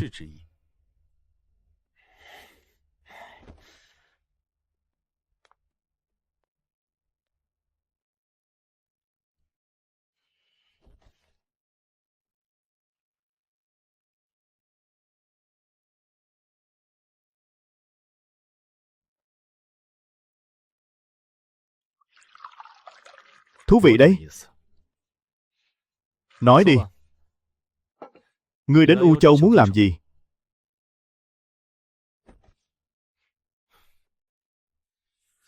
Thảo dân có thể giúp vương gia như rồng thiên thoát khỏi vực sâu. Vương gia cần phải bảo toàn cho Tô gia được bình an. Tỷ phu, mưu tính việc lớn mà nói to thế này, để là không ổn đâu. Tiểu Duệ, từ khoảnh khắc chúng ta bước vào khách điếm này, nơi đây đã toàn là người của vương gia rồi.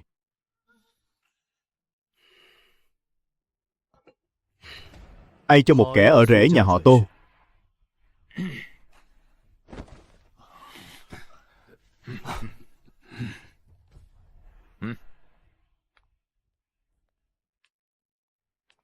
Đất đai bản vương cai quản chỉ là một góc U Châu, binh mã trong tay cũng chỉ vỏn vẹn một vệ quân. Ngươi muốn giúp ta, há chẳng phải là cùng đường bí lối rồi sao? Thảo dân chọn vương gia là bởi vì vương gia đã bị thế nhân lãng quên. Vương gia là hoàng tử thứ 7 của bệ hạ. Tiếc thay mẫu phi chỉ là một cung nữ, từ khi sinh ra đã không duyên với ngôi báu. Năm vương gia 15 tuổi, vì thất nghi tại yến tiệc của hoàng hậu mà bị đuổi đến đất Phong, tính đến nay đã 10 năm. Đây chính là lợi thế lớn nhất của vương gia. Láo xược.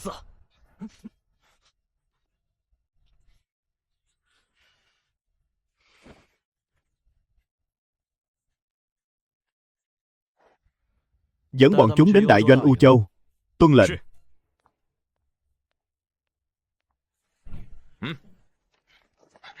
Nhanh lên.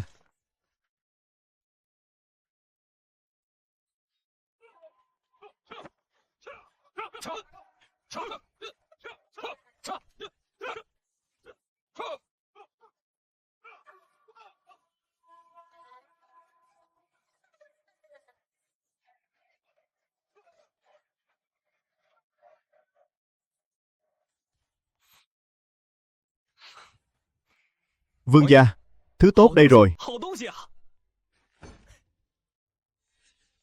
Vương gia, móng sắt này kết hợp cùng ngựa với nhau, đủ để khiến thiết kỵ U Châu của chúng ta ngày đi ngàn dặm, như đi trên đất bằng. Mắt bản vương không mù, đều đã thấy cả rồi. Đại lễ đầu tiên của Thẩm tiên sinh thật vô cùng quý giá. Tuy rằng móng ngựa sắt tiền triều đã từng có, nhưng bản vương có thể nhìn ra thứ Thẩm tiên sinh cung cấp quả thực tinh xảo hơn nhiều.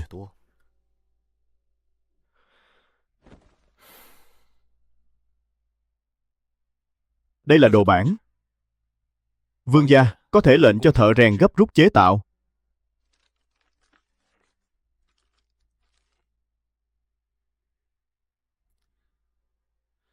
Tiểu Duệ vẫn hằng mong được tung hoành nơi sa trường, giữa muôn vạn quân địch, lấy thủ cấp thượng tướng, lập nên công trạng bất hủ. Phiền Trác thống chế, chỉ giáo đôi điều được chăng?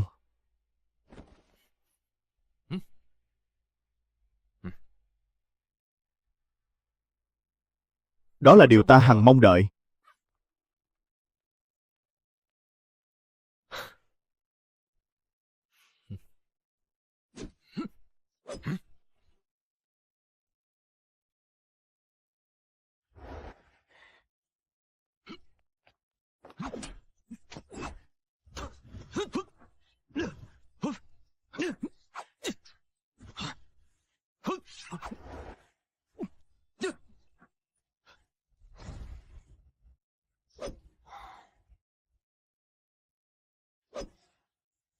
Ây!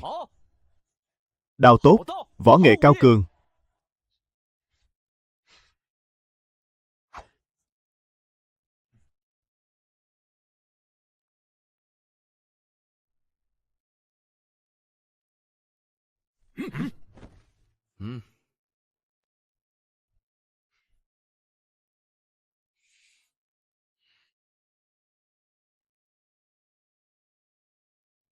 Đây là tinh thép.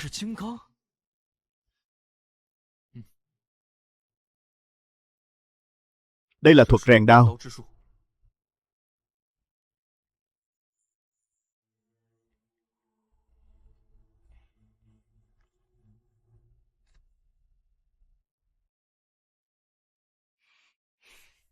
Thuật rèn đao tuy quan trọng, nhưng luyện chế tinh thép mới là việc trọng yếu nhất.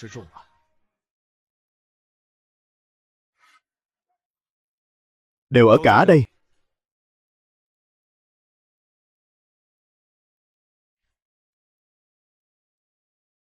Đây là lễ vật lớn thứ hai của Thẩm tiên sinh.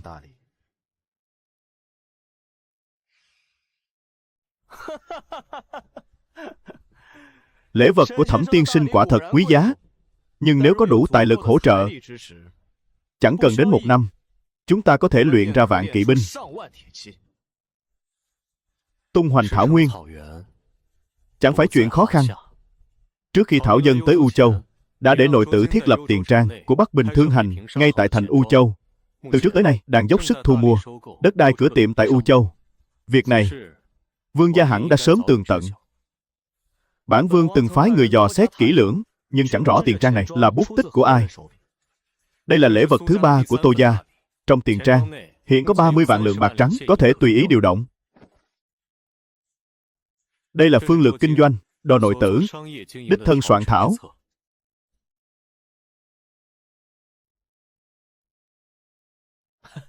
Trong tay áo tiên sinh tựa như túi càn khôn vậy.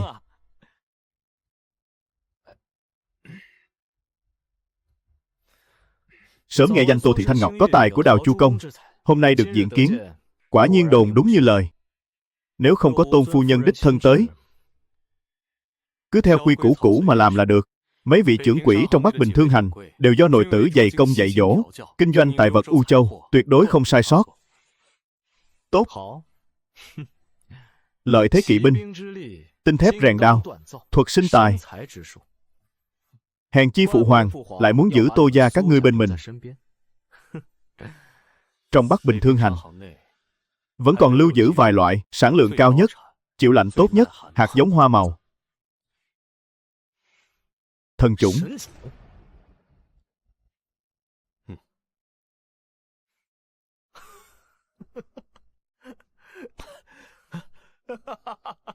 Thần chủng.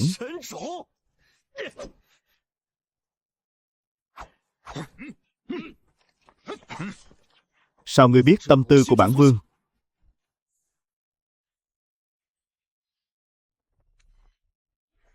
Bản vương hỏi lại ngươi một lần nữa. Sao ngươi biết tâm tư của bản vương? Bởi vì vương gia cũng như thảo dân đều là những kẻ bị dồn vào đường cùng. Phạm Dương Vương, Mộ Dung Thịnh.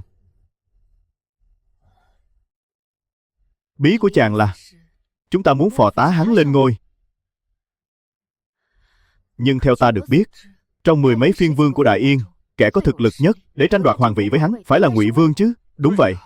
Ta cũng nghe nói đương kim hoàng đế vô cùng sủng ái Ngụy Vương. Hoàng đế sủng ái Ngụy Vương là vì Ngụy Vương giống ngài ấy nhất. Đầu tư vào Ngụy Vương, kết cục của chúng ta chỉ có thể là chim bay hết, cung tốt bị cất đi, thỏ khôn chết, chó săn bị nấu. Vậy tại sao lại chọn Phạm Dương Vương? Bởi vì mẫu phi của hắn vốn là một cung nữ, đã chết dưới tay mẫu phi của Ngụy Vương. Chính vì hắn không nổi bật, hoàng đế mới không đề phòng hắn. Chính vì hắn bị chèn ép 10 năm, mới tràn đầy khao khát với ngai vàng này, cùng nỗi oán hận đối với hoàng đế. Mục đích của chúng ta chính là tìm ra người ấy, đầu tư cho người ấy, đem tiền bạc của chúng ta, kỹ nghệ của chúng ta, tất thảy những gì ta có đều dâng cho người ấy. Phu quân, thiếp tin chàng. Chàng bảo phải làm sao, chúng ta sẽ làm y như vậy. Quyết thôi. Tỷ phu, huynh nói gì, chỉ đâu đánh đó. Xin thề một lòng.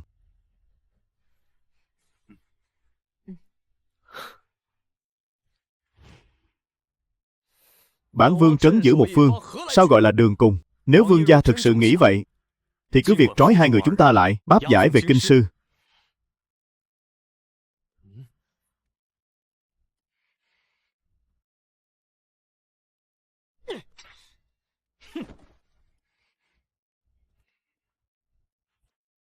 Mộ Dung Thịnh, bái kiến tiên sinh.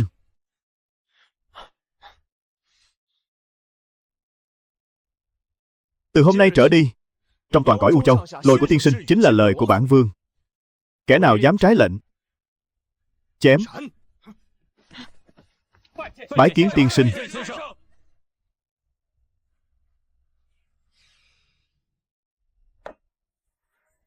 Thiếu giám quân khí giám luôn miệng nói với ta rằng vật liệu không đủ, vận tải đường thủy khó khăn. Nhưng hiện tại, thời hạn hoàng đế ban xuống sắp tới rồi. Ta Tư Nông Tự, thiếu khanh trưởng quản Tả Tàng đã cấp cho mảnh ruộng thí nghiệm này, nhưng mảnh ruộng thí nghiệm này lại nằm trong khu đồn điền của cấm quân.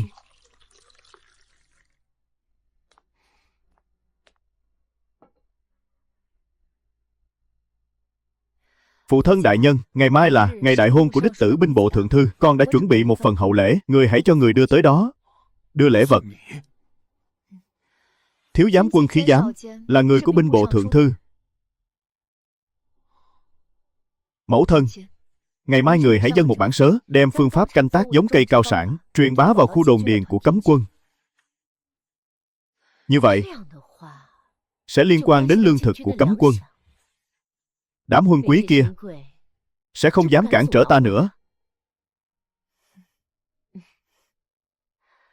Thanh Ngọc, Tiểu Duệ và Tiểu Triết đã có tin tức gì chưa? Phía Bắc Bình Thương Hành truyền tin về, nói rằng 3 tháng trước họ đã tới U Châu. Viện đang được Phạm Dương Vương Mộ Dung Thịnh giao cho trọng trách. Vậy thì tốt, vậy thì tốt.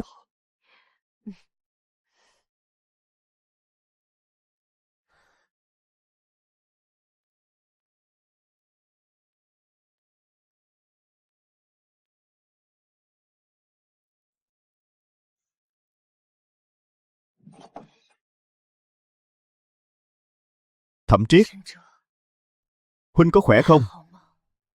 Ta sắp không trụ nổi nữa rồi.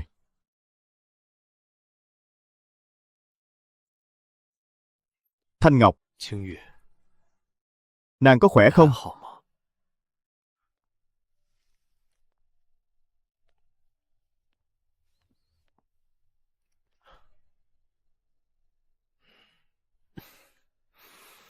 Tiên sinh, đang có tâm sự. Ta muốn trở về kinh sư. Ngươi nói gì? Ngươi có biết hoàng đế đang truy tìm ngươi không? Ngươi tới kinh sư chẳng khác nào tự chui đầu vào lưới. Ta biết. Biết mà vẫn đi. Ngươi chết thì làm sao bây giờ? U Châu phải làm sao? Bản vương thì sao? Thép tinh luyện, móng ngựa, cung phức hợp, thương lộ, lương thực, chẳng phải vương gia đều đã nắm giữ cả rồi sao? Hơn nữa, Tiểu Duệ cũng ở đây. Ta ở lại hay không cũng không ảnh hưởng đến đại kế U Châu. Không ảnh hưởng. Thẩm Triết, ngươi tưởng rằng Mộ Dung Thịnh ta chỉ coi trọng những thứ đó sao?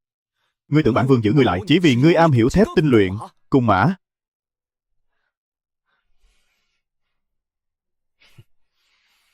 Những ngày qua, ngươi cùng bản vương luận thiên hạ, bàn binh pháp, nghị triều chính. Những điều ngươi dạy cho bản vương vượt xa những gì bản vương từng thấy nơi đi qua. 10 năm đèn sách. Trong mắt bản vương, ngươi không chỉ là tiên sinh, là mưu sĩ, càng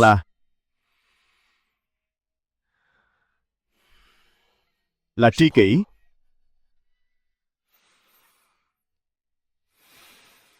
Vương gia, ta biết ngươi lo lắng cho sư mẫu. Đảng phái Ngụy Vương đàn hạt nàng, huân quý bài xích nàng, hoàng đế lại càng coi nàng như lưỡi đao mà sử dụng. Bản vương tự sẽ phái người đi bảo vệ nàng, đảm bảo sư mẫu được bình an vô sự. Ngươi hà tất phải thân mình mạo hiểm? Vương gia nếu muốn thành đại nghiệp, Tô gia tất phải đứng vững tại kinh sư. Trai cò tranh nhau, ngư ông đắc lợi. Tô gia chính là miếng thịt trai đó. Ngươi đó, tính tình vẫn như vậy. Chuyện đã quyết rồi, ai cũng không ngăn nổi.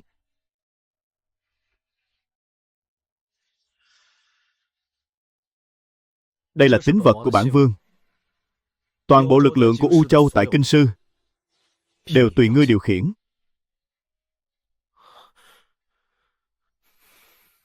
Đa tạ vương gia. Nếu ngươi gặp hiểm nguy, bản vương nhất định tập hợp toàn bộ thiết kỵ U Châu, vó ngựa sang phẳng hoàn thành.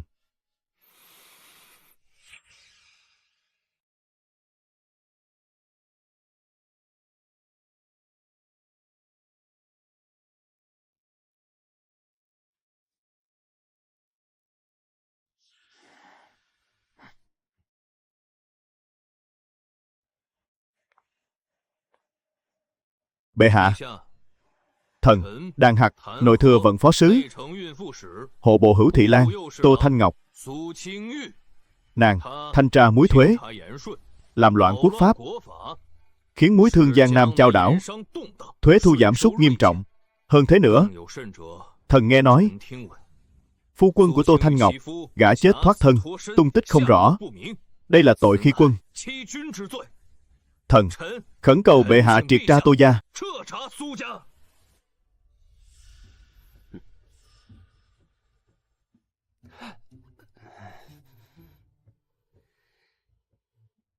Bệ hạ, thần phụng mệnh thanh tra muối thuế, nơi tra xét đều có sổ sách đối chiếu, có bằng cứ xác thực.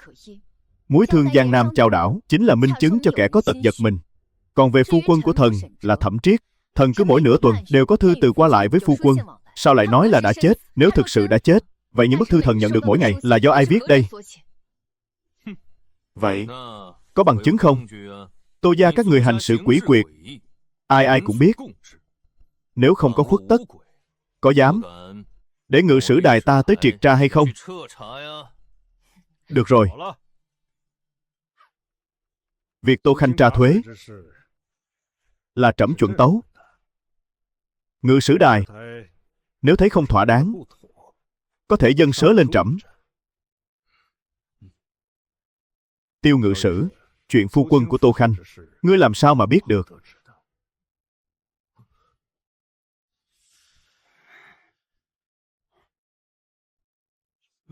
Bệ hạ, việc này, thần, người đâu? Tống giam vào chiêu ngục. Tuân chỉ. Bệ hạ, bệ hạ, bệ hạ.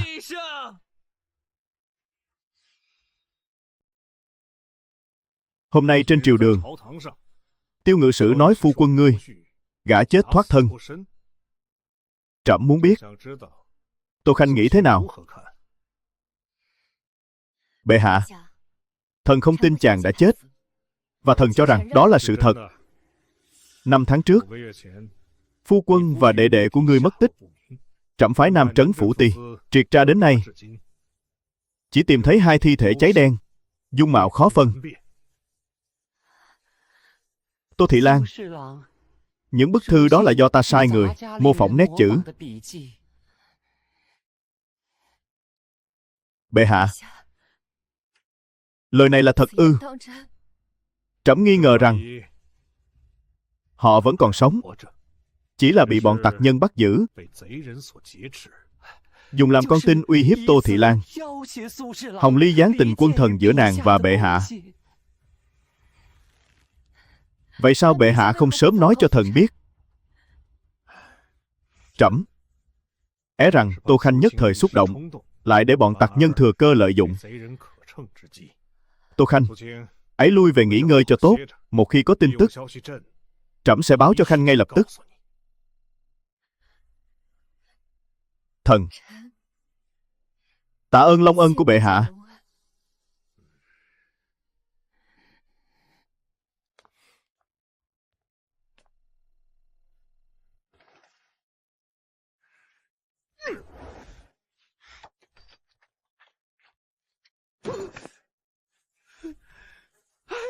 Bệ hạ bớt giận.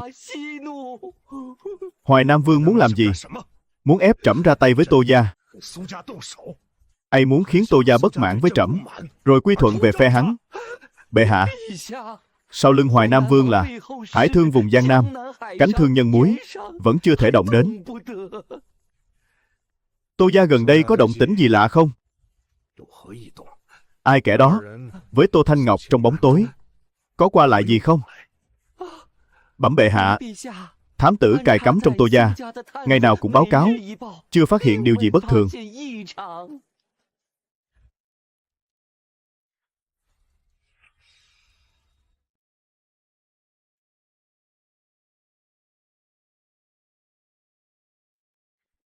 Hôm nay trên triều đình, những lời nàng nói về việc có thư từ qua lại là đang muốn gây áp lực với trẫm. Ngươi hiểu chứ? Bệ hạ, lão nô, lão nô.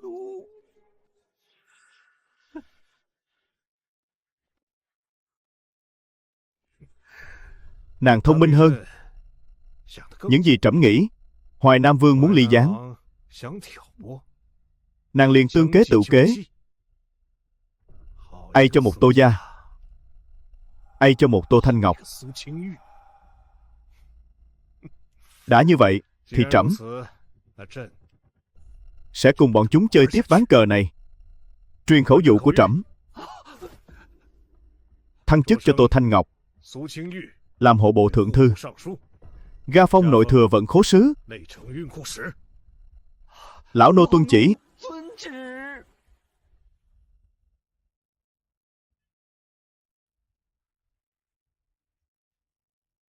Phụng Thiên thừa vận, hoàng đế chiếu viết, nội thừa vận khố phó sứ, hộ bộ hữu thị lang Tô Thanh Ngọc,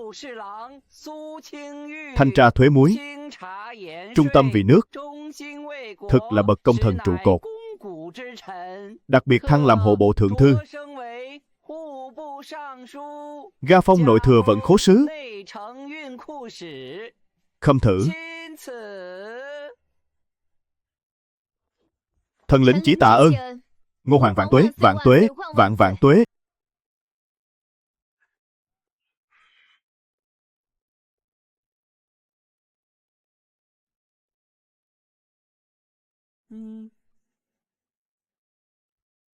Tô thượng thư thật là thấu hiểu thánh ý.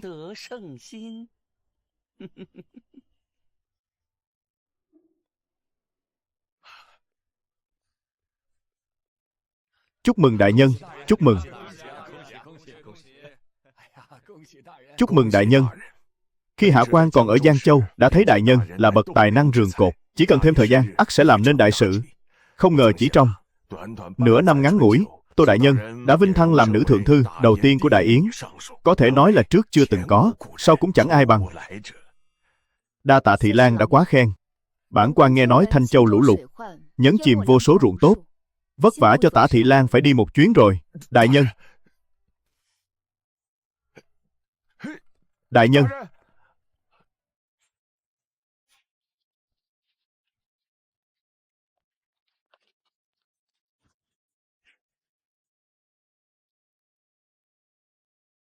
kẻ nào dám cản đường thượng thư đại nhân?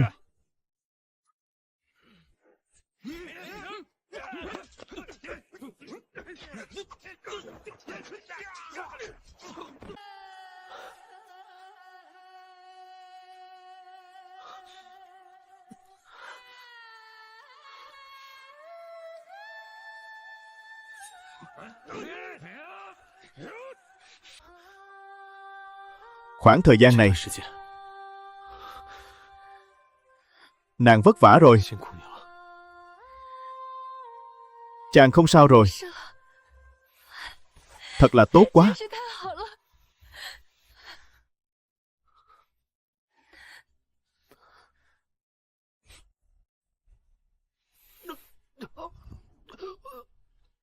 Đừng giết ta. Ta đem những gì ta biết đều đã khai hết cả. Là kẻ nào sai ngươi đến? Là... Cẩn thận.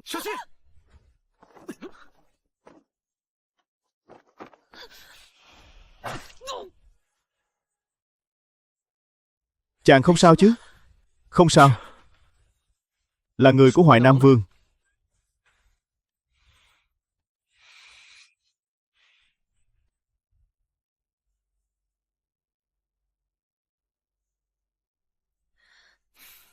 Chàng mạo hiểm trở về, nếu bị phát giác thì làm sao đây? Nơi này là U Châu cứ điểm tại Kinh Thành. Nàng cũng nhìn ra được mà. Ta rất an toàn. Tô tiên sinh, đuôi theo sau đã xử lý sạch sẽ cả rồi. Đâm.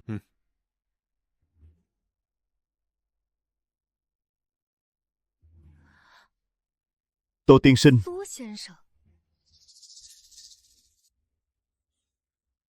Hiện tại ta dùng tên giả là Tô Triết. Trông có giống không? Giống một vị trưởng quỹ trong hiệu buôn.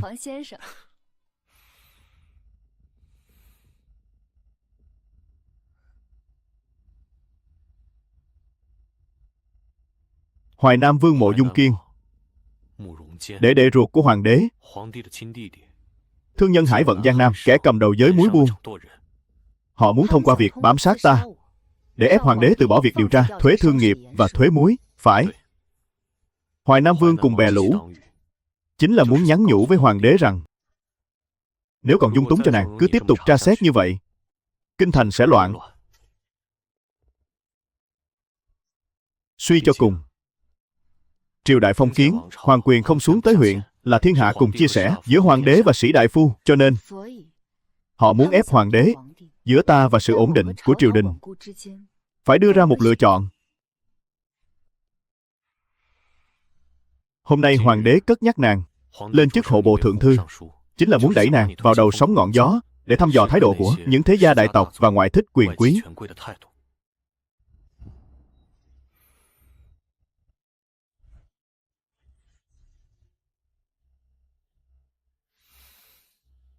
Vậy giờ chúng ta nên làm thế nào? Đá quả bóng này ngược trở lại, để hoàng đế Mộ Dung Phù tự mình lựa chọn.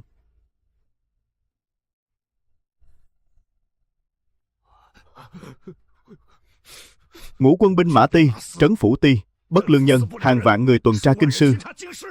Vậy mà ngoài hoàng thành lại xảy ra chuyện hộ bộ thượng thư bị ám sát. Trẫm cần các ngươi để làm gì?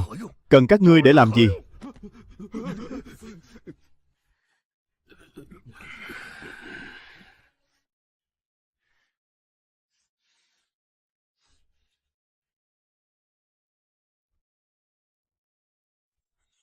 Truyền 3 người các ngươi cùng tra án này. Trong vòng 5 ngày, phải tìm ra hung thủ đứng sau. Nếu không, trẫm sẽ tống giam 3 người các ngươi, tịch biên gia sản, đầy cả tộc sang An Nam. Con cháu trong tộc vĩnh viễn không được trọng dụng. Tuân chỉ.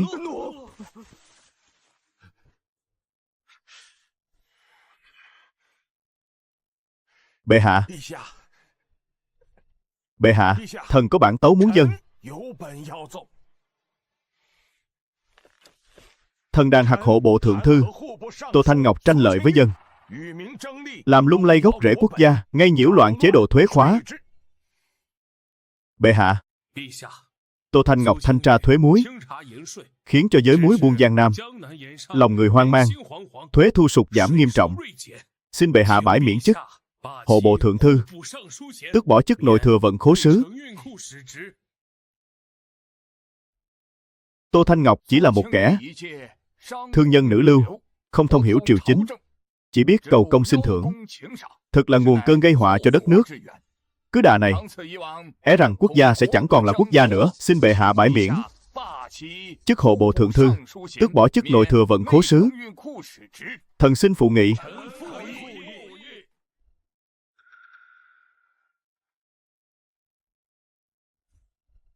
Thần xin phụ nghị. Bệ hạ, Giang Nam là nơi trọng yếu về thuế khóa. Nếu cứ để mặc Tô Thanh Ngọc làm càng làm bậy, é rằng sẽ sinh ra dân biến. Kính xin bệ hạ bãi miễn chức vụ của ả, tước bỏ tước vị hộ bộ thượng thư, bãi miễn chức nội thừa vận khố sứ. Thần xin phụ họa theo.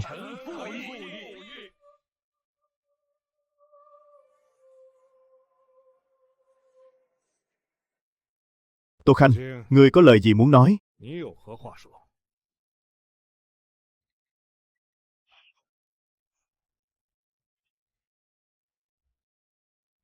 Khởi bẩm bệ hạ, thần vốn là kẻ thương nhân, nay được đứng nơi triều đường cao quý, đứng hàng hộ bộ thượng thư, đều nhờ vào thiên ân của bệ hạ. Thần không dám kể công, cũng không dám kêu oan. Thần xin được cáo bệnh từ quan, mong bệ hạ ân chuẩn.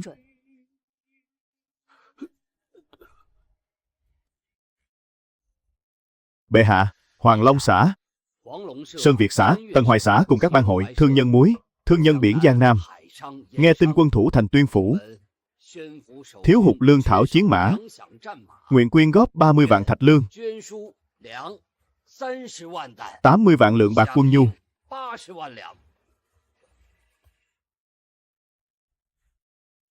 Hoài Nam Vương, tấm lòng trung nghĩa đáng khen, trẫm rất hài lòng, ban cho Hoài Nam Vương 1 vạn dẫn muối. Tạ ơn bệ hạ. Tô Khanh ngày đêm thao lao, thật là vất vả. Ấy về phủ nghỉ ngơi 10 ngày, đợi khi thương thế bình phục, sẽ quay lại phục chức.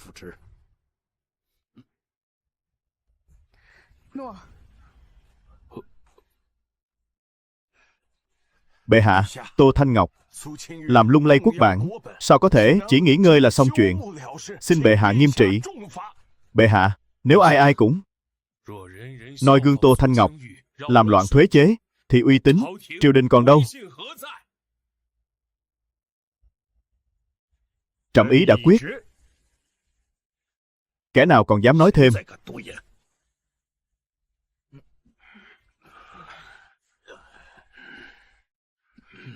coi như kháng chỉ.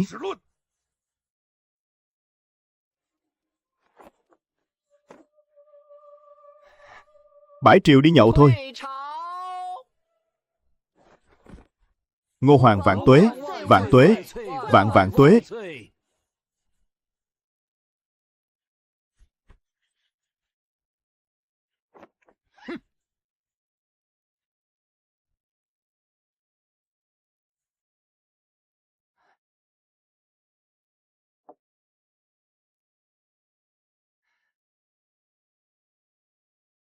Bệ hạ, Hoài Nam Vương cùng vài vị gia chủ dường như muốn nhắm vào Tô gia rồi. Đùm, Hoài Nam Vương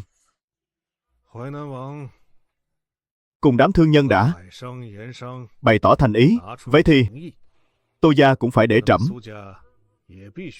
thấy được tài năng của họ. Bệ hạ, còn Tô Thanh Ngọc, chớ vội, trẫm muốn xem Tô Thanh Ngọc tiếp chiêu thế nào.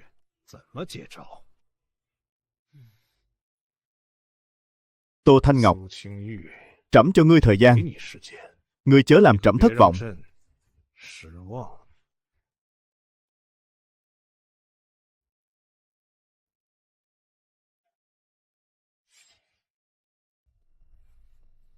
Vương gia, Tô gia đã sắp đặt ổn thỏa cả rồi. Tại khu đồn trú cấm quân 100 mẫu đất, nguồn nước đã bị hạ độc, ruộng lúa đã hỏng sạch, kho hạt giống cũng đã phóng hỏa, thiêu rụi quá nữa. Bên phía công xưởng cũng đã động tay chân, quặng sắt bị pha tạp chất, than đá bị tráo đồ kém phẩm. Lão già Tô Kiến Thành kia, dù có bản lĩnh lớn đến đâu cũng không luyện ra được thép tốt. Binh bộ đã được dặn dò kỹ lưỡng, sẽ không ai tra ra được đâu. Còn về chuyện ám sát, chỉ cần Tô gia sụp đổ, dù có tra ra được, Tần Hoài xã ta sẽ gánh vác hết. Mất đi nông trang, mất đi công xưởng, Tô gia lấy gì đấu với bản vương? Chẳng quá 3 ngày sẽ khiến ngự sử đàn hạt Tô gia khi quân hại nước. Còn về phía bệ hạ, thứ bệ hạ thiếu nhất lúc này chính là lương thực, là bạc, lá rụng biết thu sang. Theo lệ thường hàng năm, 28 bộ lạc Thảo Nguyên sắp sửa xâm phạm biên cương rồi. Tuyên Phủ, Đại Đồng, U Châu còn phòng ngự cửu biên. Hắn lấy gì mà phát quân lương? Bản vương đã xuất ra 30 vạn hộp lương, 80 vạn lượng bạc. Hắn còn dám động đến bản vương sao? Phải, ấy để bệ hạ biết rằng thiên hạ này là của thiên tử, cùng sĩ đại phu chung hưởng thiên hạ.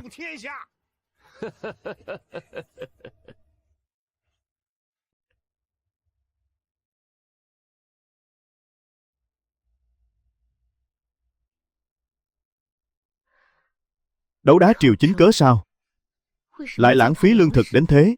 Hãy đem số hạt giống này cất giữ lại, năm sau đem ra phổ biến, sẽ nuôi sống được bao nhiêu bách tính. Thép tinh luyện của ta không phải là không luyện thành, mà là có kẻ giở trò.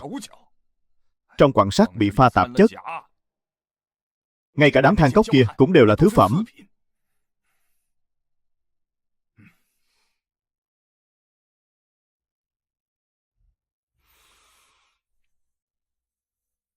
Nhạc phụ, nhạc mẫu, kỹ thuật là lực lượng, sản xuất tiên phong, nhưng kỹ thuật vĩnh viễn không thể tách rời khỏi chính trị.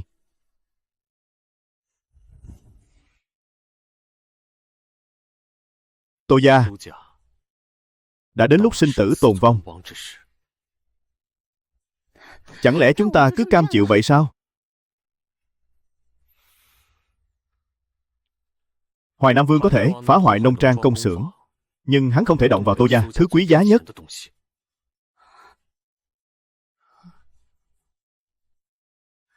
Là gì? Trí tuệ. Chàng nói, ta không có trí tuệ sao? Không. Bí ta là chúng ta có trí tuệ hơn bọn chúng. Tiếp tục đi.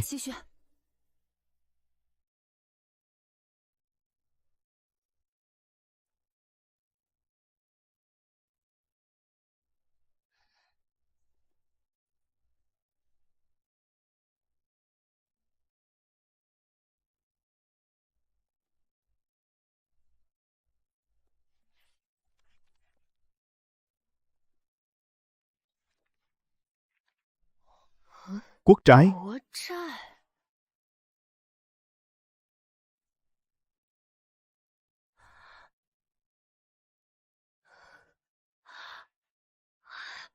Lấy thuế thu của triều đình làm vật thế chấp vay tiền từ các thế gia đại tộc, phú thương huân quý và bách quan. Còn lãi suất này sẽ trích từ thuế thương nhân và thuế muối của các muối thương mà ra. Trái phiếu có thể giao dịch, cũng có thể lưu chuyển. Kẻ nào nắm giữ trái phiếu thì lợi ích của kẻ đó với lợi ích triều đình đã gắn kết làm một. Nhưng làm vậy chẳng phải là đối đầu với Hoài Nam Vương sao? Không, đây là kế phân hóa và làm tan rã các thế tộc. Vốn dĩ các hào môn thế tộc đối với thuế muối, thuế thương vốn dĩ không thể nhúng tay vào, nhưng khi có quốc trái, họ chắc chắn sẽ cùng. Đám Sơn Việt xã đứng đầu là Hoài Nam Vương và Tần Hoài xã, Hoàng Long xã tranh giành lẫn nhau. Triều đình chỉ cần ngồi mát ăn bát vàng. Chúng ta chính là muốn cho hoàng đế biết thứ Tô gia có thể dâng lên người nhiều hơn Hoài Nam Vương gấp bội. Hoài Nam Vương có thể quyên lương một lần, nhưng hắn có thể quyên 10 lần chăng? Còn quốc trái là thứ năm nào cũng dùng được, nguồn tiền cuồn cuộn không dứt. Ta hiểu rồi. Nghĩa là hoàng đế chọn Tô gia thì hắn sẽ có được tài phú của cả thiên hạ, sẽ không bao giờ bị hải thương, muối thương khống chế nữa. Ta sẽ viết tấu sớ ngay bây giờ.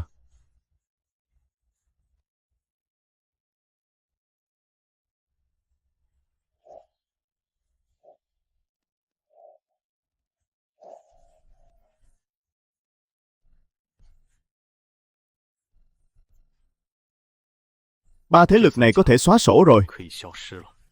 Hãy để Bắc Bình thương hành, nhân cơ hội này mà thôn tính.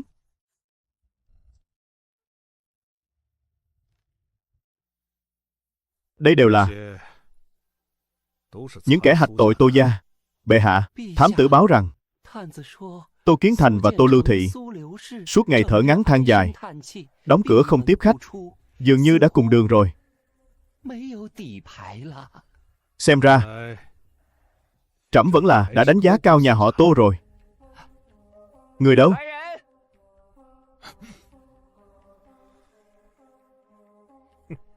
Khám nhà họ Tô. Tô Lưu Thị giam vào lãnh cung, giao cho Hoàng Trang quản thúc. Những kẻ còn lại đầy đi An Nam. Dọc đường hãy để chúng rơi xuống nước mà chết đi. Tuân chỉ. Bệ hạ, hộ bộ thượng thư Tô đại nhân xin được ý kiến.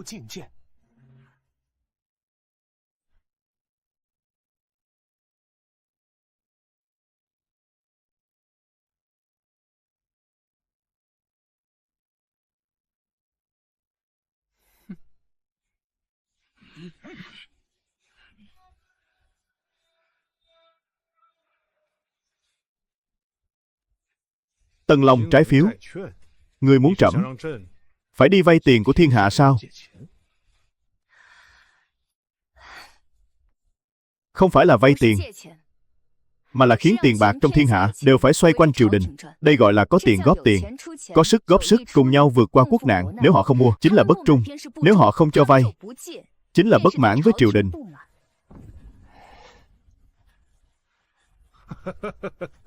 Ai cho một câu cùng nhau vượt qua quốc nạn. Thế gia này đã mua trái phiếu, thì lợi ích của họ và triều đình đã gắn kết với nhau. Nếu còn dám lay chuyển quốc bản, chính là đang động đến túi tiền của chính mình. Hoài Nam Vương vừa mới quyên góp 30 vạn hộc lương thực, 80 vạn lượng bạc trắng. Ngươi bảo trẫm quay đầu liền động tay vào túi tiền của họ sao? Bệ hạ,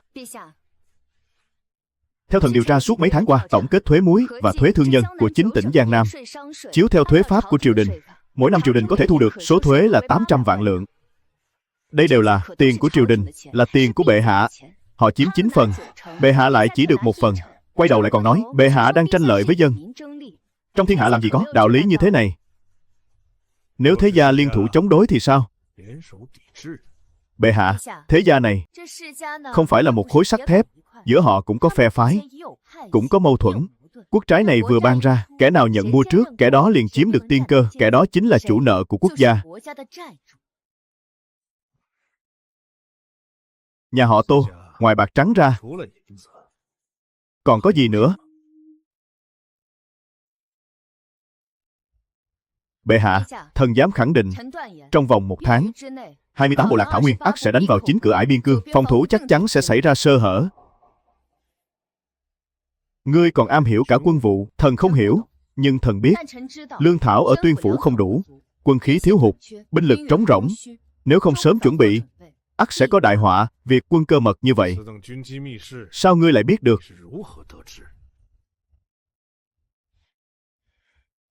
Tô đại nhân, việc bố phòng chính cửa ải, ngoài bệ hạ và ngũ quân đô đốc phủ ra, ngay cả binh bộ cũng không biết chi tiết. Thiên Tuế hiểu lầm rồi. Quân cơ như thế này, thần đương nhiên là không biết. Thần đã bỏ ra nửa năm để điều tra, phát hiện Hoài Nam Vương cùng các thương hội như Sơn Việt xã đã ngang nhiên đem trà gạch, muối sắt và những vật phẩm triều đình nghiêm cấm bán cho 28 bộ lạc trên thảo nguyên. Từ những tin tức vụn vặt của các thương đội trở về, thần suy đoán ra 5 vạn quân ở Tuyên Phủ, số quân khống chiếm quá nữa, lại thêm quân khí thiếu hụt, lương bổng chẳng đủ đầy.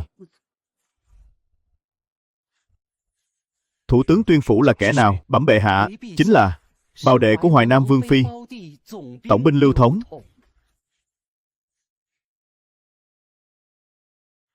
Nếu lời khanh nói không thật, thần nguyện lấy đầu trên cổ ra bảo đảm. 1 tháng dư, trẫm cho Tô Khanh thời hạn 10 ngày. Tô Khanh lui ra đi. Tuân chỉ.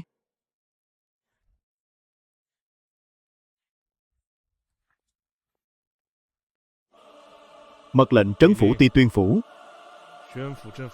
thanh tra lương thảo quân khí, binh lực phải báo cáo thực hư. Lão nô tuân chỉ. Khoan đã, Thẩm Triết đã vào kinh rồi sao? Hắn rốt cuộc lai lịch thế nào? Trấn phủ ti vẫn chưa dò ra tung tích. Tìm thấy hắn, tống vào chiếu ngục. Trẫm muốn đích thân gặp mặt. Tuân chỉ.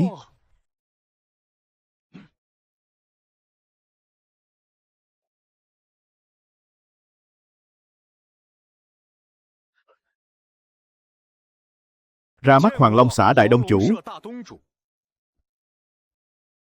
Ngươi là kẻ nào?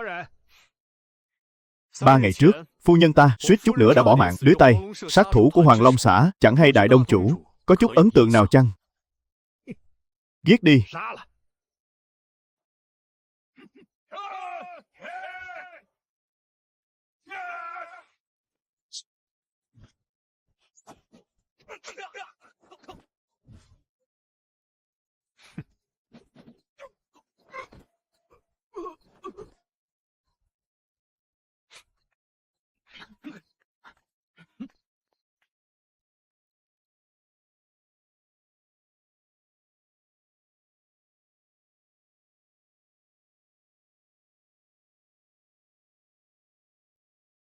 Mộ Dung Thịnh, việc tiếp theo trông cậy vào ngươi.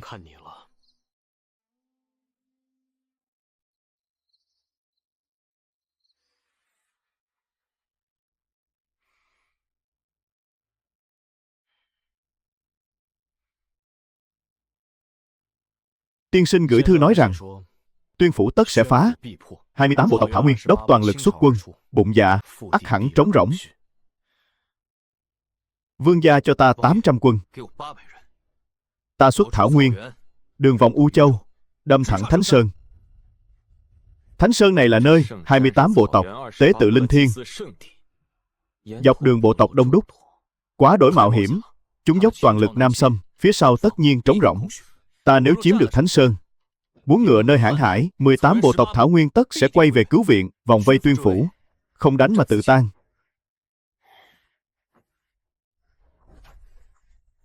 Được, ta cho ngươi 3.000 tinh kỵ, khinh trang cấp hành trong 7 ngày, phải chiếm bằng được Thánh Sơn.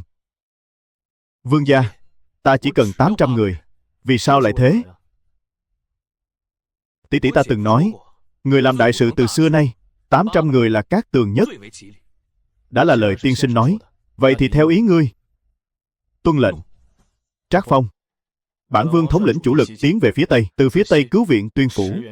Ngươi cùng Tiểu Duệ hộ tống hắn an toàn. Mạc tướng tuân mệnh. Tiểu Duệ, trận này hung hiểm. Nếu ngươi gặp nguy, đừng ham chiến, lại rút lui, nếu không, ta không biết cách nào để ăn nói với tiên sinh. Vương gia yên tâm. Tỷ phu ta từng nói, đánh là tất thắng, công là tất khắc. Tốt. Tốt lắm.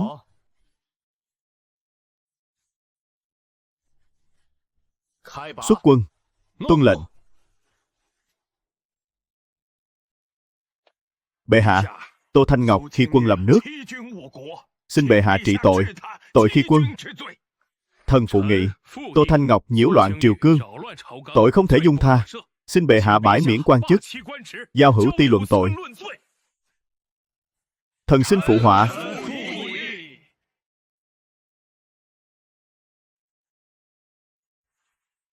Tô Khanh, Khanh có lời gì muốn nói? Thần không còn lời nào để nói. Mọi sự xin dựa vào thánh ý của bệ hạ. Người đâu? Báp giải Tô Thanh Ngọc giao cho đại lý tự, hình bộ, đô sát viện tam ti hội thẩm. Định tội, tuân chỉ. Bẩm. 800 dặm hỏa tốc.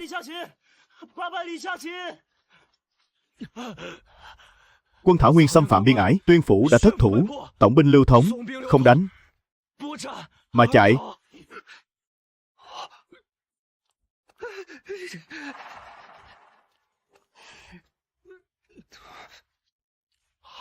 Việc này biết phải làm sao đây? Tuyên phủ thất thủ, tổng binh Lưu Thống không đánh mà chạy. 28 bộ tộc Thảo Nguyên, 5 vạn thiết kỵ đang áp sát kinh sư. Mộ Dung Kiên, ngươi còn lời nào để nói? Bệ hạ, thần. Bệ hạ, thần thật không hay biết gì cả. Lưu Thống tuy là bào đệ của vương phi nhà thần, nhưng hắn trấn thủ Tuyên phủ đã nhiều năm. Thần thật sự không hề hay biết. Sao hắn dám làm thế? Không hay biết. Ngươi không biết Tuyên phủ 5 vạn quân số khống quá nữa. Ngươi không biết lương hướng bị tham ô, binh khí bị bán đi. Ngươi không biết hắn đem quân lương của triều đình bán cho người Thảo Nguyên.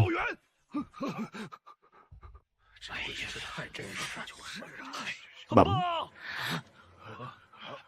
Bệ hạ, Phạm Dương Vương đã thu phục Tuyên phủ, đại quân Thảo Nguyên đã hoàn toàn rút lui. Tốt.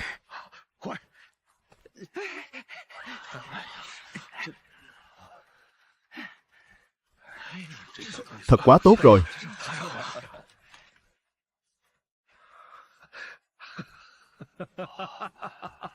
Không hổ là con trai của trẫm. Phạm Dương Vương đúng là chiến thần của Đại Yến ta. Chúc mừng bệ hạ, Đại Yến vững bền muôn đời. Vững bền, vững bền.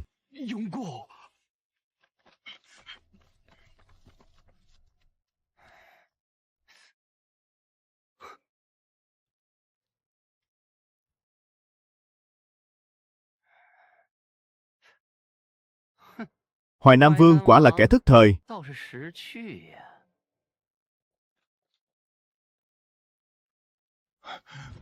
Thiên Tuế, trong mật thất có phát hiện mới.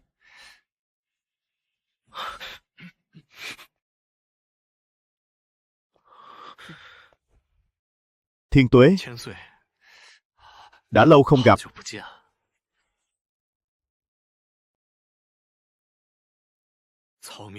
Bị Hoài Nam Vương giam cầm mấy tháng.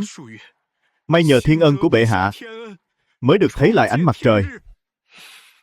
Ngươi chính là con rể nhà họ Tô, Thẩm Triết. Phải. Đem thứ mà Hoài Nam Vương đưa cho ngươi giao ra cho trẫm. Thảo Dân chỉ gặp Hoài Nam Vương đúng một lần duy nhất. Hắn nói, ta là điểm yếu của nhà họ Tô, nhất định phải lợi dụng cho tốt, chưa từng đưa cho Thảo Dân bất cứ thứ gì cả. Không biết bệ hạ muốn tìm thứ gì? Thảo Dân xin đi tìm ngay. Sổ sách. Trẫm muốn sổ sách của Hoài Nam Vương. Bệ hạ, Thảo Dân thật sự không biết gì cả. Thiên Tuế gia có thể làm chứng cho Thảo Dân. Xin Thiên Tuế gia hãy thay Thảo Dân giải thích đôi lời với bệ hạ. Đồ tiểu nhân, chớ có ăn nói hàm hồ. Bệ hạ, lão nô đã lục soát khắp phủ Hoài Nam Vương, quả thực không hề thấy gì cả.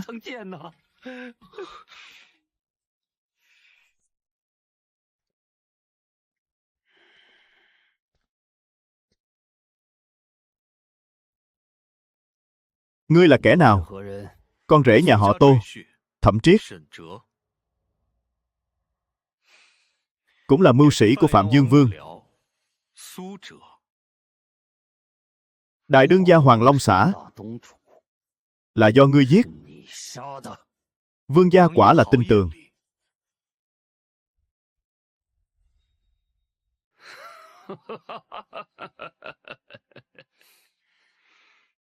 Rể hiền nhà họ Tô, mưu sĩ của Phạm Dương Vương. Ngươi quả là kẻ tàn độc.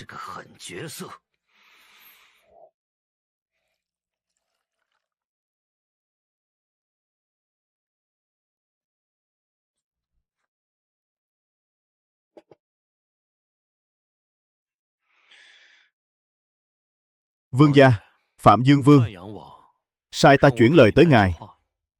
Nói đi, nếu vương gia giao ra Giang Nam, sổ sách, đanh sách các thương hội, muối, hải thương cùng các mật điểm, Phạm Dương Vương có thể bảo toàn huyết mạch cho ngài. Giao cho hắn. Bản vương tại sao không trực tiếp dâng lên bệ hạ? Ngài và bệ hạ vốn cùng một mẹ sinh ra. Còn về phong thái hành sự của vị bệ hạ này, thì thảo dân chẳng cần phải nhắc lại với vương gia nữa chứ.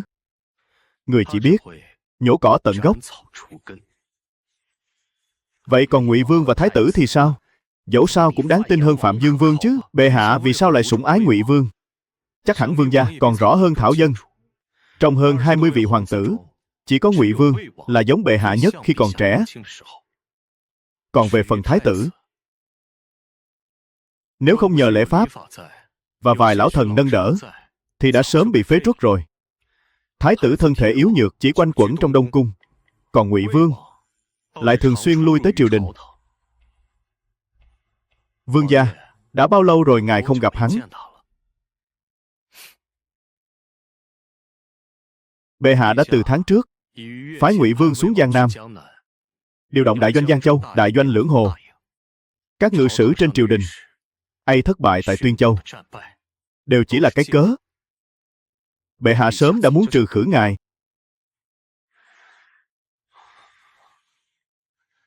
Không thể nào. Những việc ta làm tại Giang Nam đều là do người chống lưng. Kẻ si mê kia tất nhiên phải nuôi cho béo rồi mới giết, thì mới được nhiều thịt. Tiếng xấu ngài gánh chịu, tiền bạc lại rơi vào túi bọn họ. Ngươi rốt cuộc là ai? Ngươi rốt cuộc là ai? Vương gia tưởng rằng các ngự sử trên triều, các triều thần hùa theo ngài đàn hạt Tô Thanh Ngọc, thực sự chỉ vì chút bạc lẻ đó sao? Bệ hạ muốn ngài tự mãn, khiến ngài tưởng rằng cả triều đình đều nằm trong lòng bàn tay ngài. Mục đích chính là để khiến ngài lơi lỏng cảnh giác, để Ngụy Vương tại Giang Nam dễ bề ra tay. Tại sao bản vương phải tin ngươi? Vương gia không còn lựa chọn nào khác. Phùng Cẩn và Trấn Phủ Ti sẽ tới ngay thôi.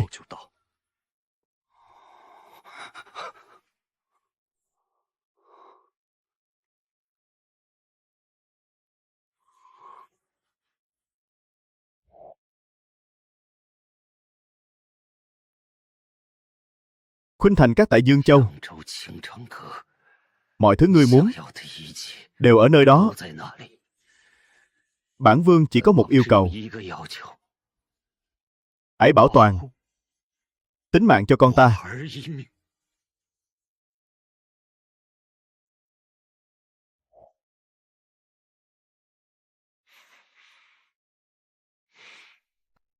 Vương gia cứ yên tâm.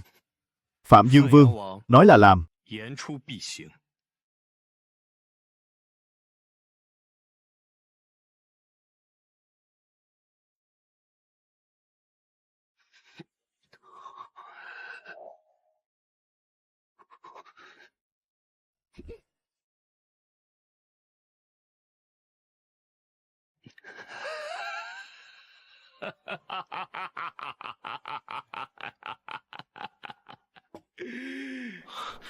Thảo Dân cho rằng đây đều là thủ đoạn của Hoài Nam Vương. Hắn muốn khiến bệ hạ nghi ngờ nhà họ Tô, mà trút giận lên nhà họ Tô.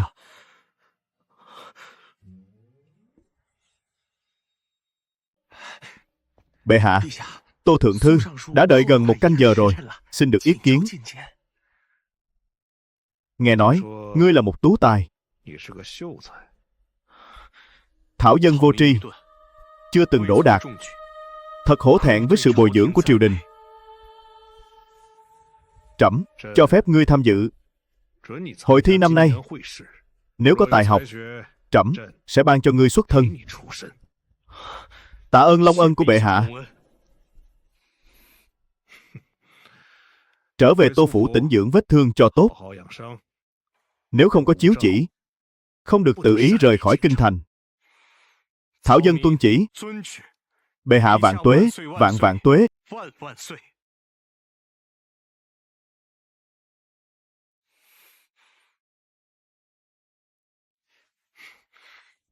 Bảo với Tô Khanh, nếu không có việc gì gấp, đợi đến buổi chầu ngày mai, ấy dân tấu trình sau. Tuân lệnh.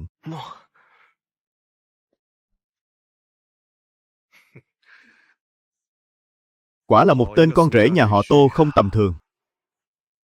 Theo sát hắn cho ta. Tuân lệnh.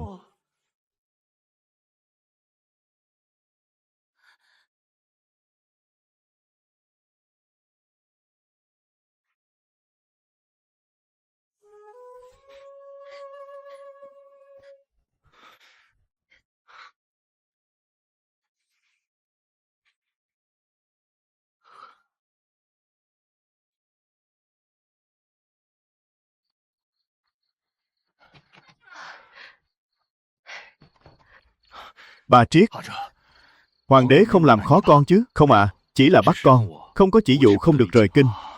Vậy còn Tiểu Duệ thì sao? Thằng bé, nhạc mẫu cứ yên tâm, Tiểu Duệ rất an toàn. Cậu ấy đang tự tạo nên truyền kỳ của riêng mình. Những chiến công hiển hách thuộc về riêng cậu ấy. Tiểu Duệ thống lĩnh U Châu Thiết Kỵ, đã uống ngựa nơi biển Hãn Hải, phong thiền nơi núi Lan cư tư. Thật sao? Tốt quá, tốt quá. Đại trượng phu phải nên như thế. Mẹ cứ yên tâm đi ạ. Tiếp theo đây, chúng ta nên làm gì? Đợi Phạm Dương Vương tiến kinh, lại đợi Ngụy Vương hồi kinh. Bệ hạ phái hắn đến Giang Nam. Nay Hoài Nam Vương đã đổ đài, hắn cũng nên trở về rồi. Ắt sẽ có một trận chiến. Điều chúng ta cần làm chính là tận dụng tốt cơ hội này.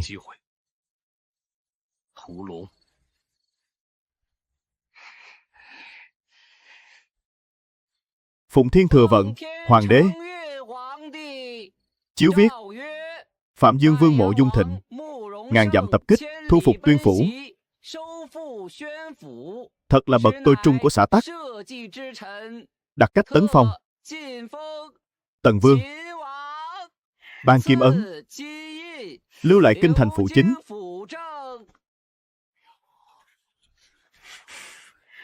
Nhi thần tạ ơn phụ hoàng.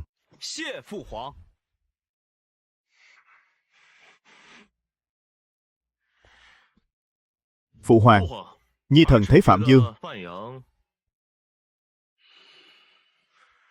Tần Vương đã lưu kinh phụ chính, U Châu nên phái thủ tướng mới. Nhi thần tiến cử thủ tướng Vân Trung, Triệu Xung Quốc, điều đến U Châu. Phụ hoàng, quân U Châu là chốt chặn chính biên ải, mạo muội thay tướng, é rằng quân tâm không vững. Chi bằng từ tướng tá trong quân của thất đệ tiến cử một người sẽ thỏa đáng hơn. Thái tử nhiều bệnh, chuyện triều chính tốt nhất là đừng bận tâm thì hơn. Vạn nhất tổn hại đến căn cơ thân thể. Ta là lo cho bách tính biên quan.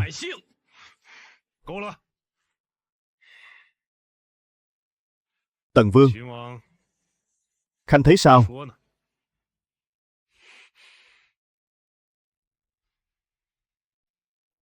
Nhi thần tiến cử thống chế quan vệ U Châu là Trác Phong, làm U Châu đô thống. Láo xược, đâu có chuyện tiến cử hiện tại mà không tránh người thân. Ngươi tưởng U Châu là U Châu của riêng ngươi sao? Vẫn còn hơn Ngụy Vương điện hạ, chỉ biết tiến cử người thân, chẳng màng đến hiện tài.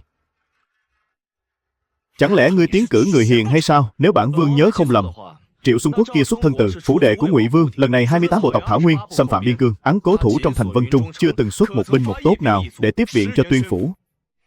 Kẻ vô năng này nên bị đày đi An Nam.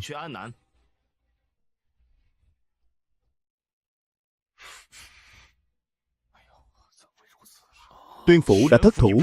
Nếu Vân Trung lại khinh suất để mất thành, vạn kỵ binh Thảo Nguyên sẽ áp sát Kinh Sư.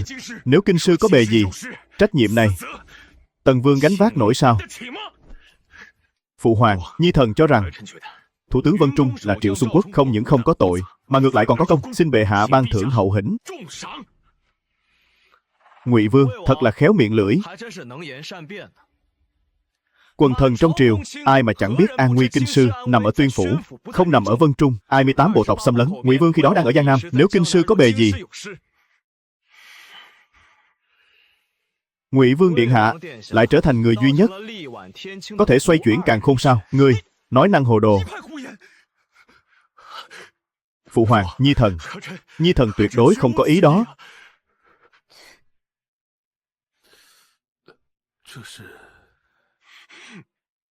Trẫm tin Ngụy Vương không có tâm địa ấy. Phụ hoàng, Nhi thần thấy lời Tần Vương nói có lý. Triệu Xuân Quốc ở Vân Trung bán binh bất động, khiến Tuyên phủ phải đơn độc tác chiến, thật sự là thiếu trách nhiệm. Nhi thần xin phụ hoàng trừng trị nghiêm minh. Thái tử điện hạ thật biết chọn thời điểm, vội vã không kịp chờ đợi lôi kéo Tần Vương, là muốn làm gì đây? Binh biến hay là bức cung? Mộ Dung Bác, ngươi đủ rồi.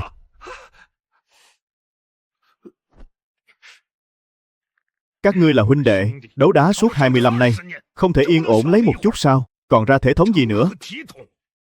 Không thể dồn tâm trí vào việc triều chính hay sao? Bệ hạ, phụ hoàng.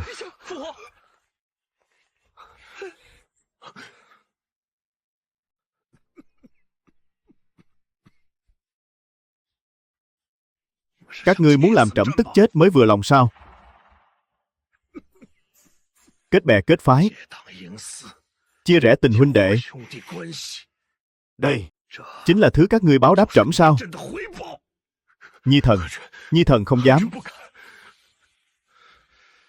Là thái tử, ở Đông Cung đã lâu, không lo tiến thủ. Là người kế vị, đã bao giờ lo lắng việc quốc gia.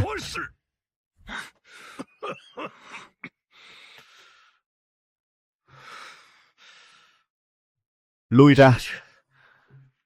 Nhi thần xin cáo lui. Tần Vương ở lại.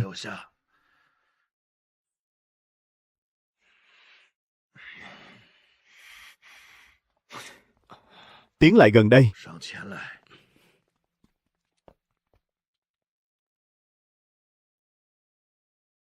Thái tử và Ngụy Vương đều không nên thân. Trẫm muốn truyền ngôi cho con.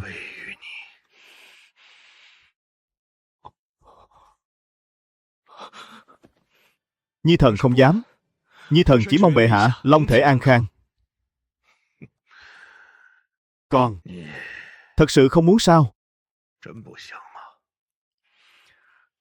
Mẫu thân Nhi thần thân phận thấp kém, có được ngày hôm nay đều nhờ phụ hoàng che chở.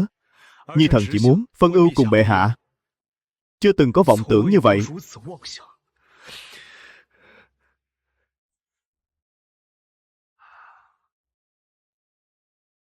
Lui ra đi.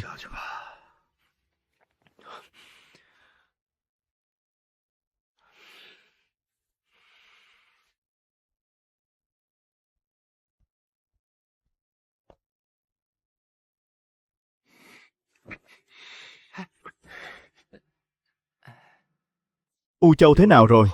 Khởi bẩm bệ hạ, U Châu đã bị Trác Phong hoàn toàn khống chế. Tần Vương lần này hồi kinh, dưới trướng chỉ có đội quân 3.000 tinh kỵ vừa từ Tuyên phủ trở về. Hãy giám sát hắn chặt chẽ. Tuân lệnh. Truyền lệnh cho Trác Phong bạp giải Tô Nhuệ, bí mật đưa về Kinh Sư. Bệ hạ muốn ra tay với Tô gia sao?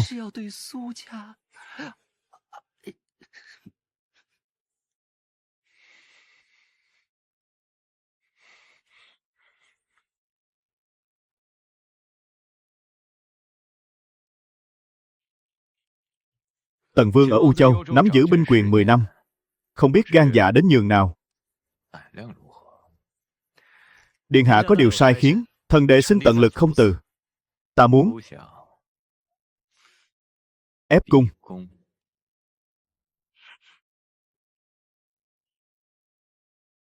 Tần Vương thấy thế nào? Thiên hạ này sớm muộn gì cũng là của điện hạ. Điện hạ hà tất phải làm vậy? Cho phép ta hỏi Tần Vương điện hạ. Xưa nay trong thiên hạ, đâu có thái tử nào tại vị suốt 30 năm. Ta 10 tuổi đã được lập làm trữ quân. Đến nay đã tròn 30 năm. Lão già đó lại chẳng hề đả động đến việc cho ta giám quốc. Phụ hoàng. Phụ hoàng có lẽ chỉ đang thử lòng điện hạ thôi. Chẳng phải vì ta là kẻ tàn tật, làm nhục thể diện hoàng gia sao? Ngươi có 3.000 tinh kỵ, ta có hơn 1.000 cấm vệ đông cung, lại thêm những tử sĩ ta dày công nuôi dưỡng bấy lâu, đại sự chưa chắc đã không thành. Nếu việc này thành công, ta và ngươi chia đất phong vương thì sao?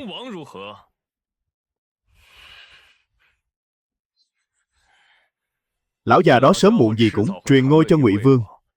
Tần Vương cam tâm sao? Nếu hắn làm hoàng đế, ngươi và ta liệu còn giữ được mạng sống? Tần Vương đừng quên, sinh mẫu của ngươi chính là chết dưới tay mẫu phi của Ngụy Vương.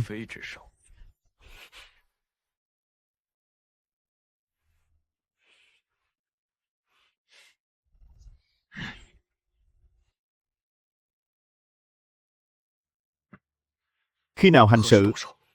3 ngày sau. Không được, đêm dài lắm mộng. Đêm nay ép cung.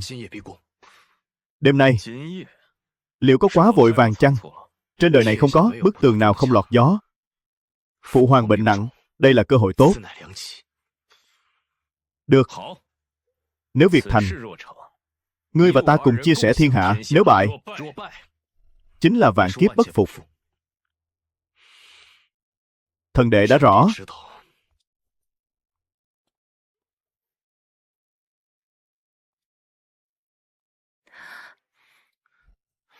Vương gia. Tiên sinh. Mộ Dung Thịnh bái kiến sư mẫu. Ấy, vương gia không được. Ta, được rồi. Nói việc chính đi. Ta chỉ có nửa tuần hương thời gian. Nếu không chắc chắn sẽ bị phát giác. Ngày mai vào thành nên làm thế nào? Mong tiên sinh chỉ giáo.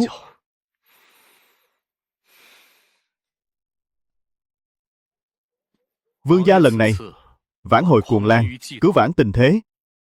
Bệ hạ nhất định sẽ thăng tước cho vương gia thành thân vương, tức là phong vương một chữ. Theo lệ cũ, ắt hẳn là như vậy.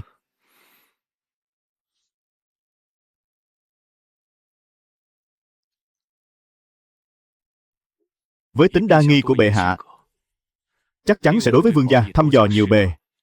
Thăm dò điều gì? Thăm dò xem bản vương đối với chiếc ghế rồng kia có dã tâm hay không.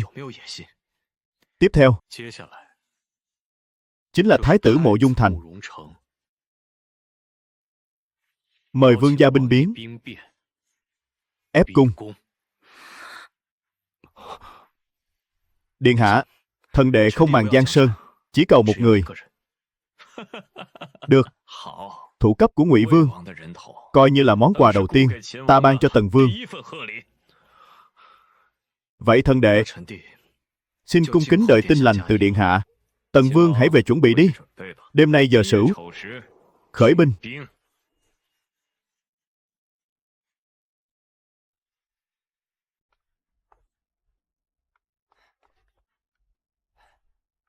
Bệ hạ, phía thái tử đã động thủ. Khi nào? Đêm nay giờ sửu.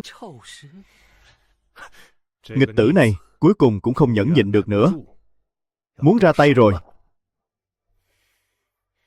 Còn Tần Vương thì sao? Thái tử nói 3 ngày sau là Tần Vương đề nghị. Đêm nay ra tay. Ẵn quả là quyết đoán. Truyền lệnh, Ngũ thành binh mã Ti vây hãm đại doanh Tần Vương, bắt giữ Tần Vương, không cần hỏi tội, giết tại chỗ. Tuân chỉ. Đợi nghịch tử đó ra tay, liền khép đảng phái Đông Cung, vào tội mưu nghịch, nhổ cỏ tận gốc. Tuân lệnh phụ hoàng.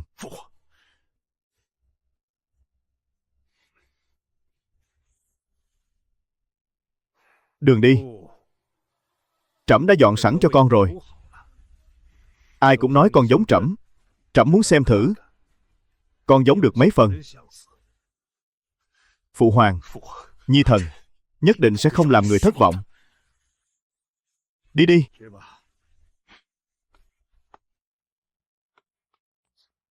Bệ hạ, hộ bộ Tô thượng thư đang cầu kiến ngoài cung, nói là có việc khẩn cấp vạn phần, bẩm báo bệ hạ. Nàng ta đến làm gì? Nàng ta đến thay. Tần Vương nói dù hắn có đồng ý hay không, thái tử cũng sẽ ép cung, nên hắn chỉ đành giả vờ thuận theo để thần báo cho bệ hạ, đề phòng cẩn mật. Tần Vương quả là trung thành. Để tự chứng minh trong sạch, đã giao cả binh phù ra. Tần Vương nói U Châu Thiết Kỵ là quân của bệ hạ, quyền sinh quyền sát đều nên do bệ hạ định đoạt. Tô Khanh từ bao giờ được Tần Vương tin tưởng đến thế? Chuyện sống còn hệ trọng, Tần Vương lại để Tô Khanh đến báo cho trẫm.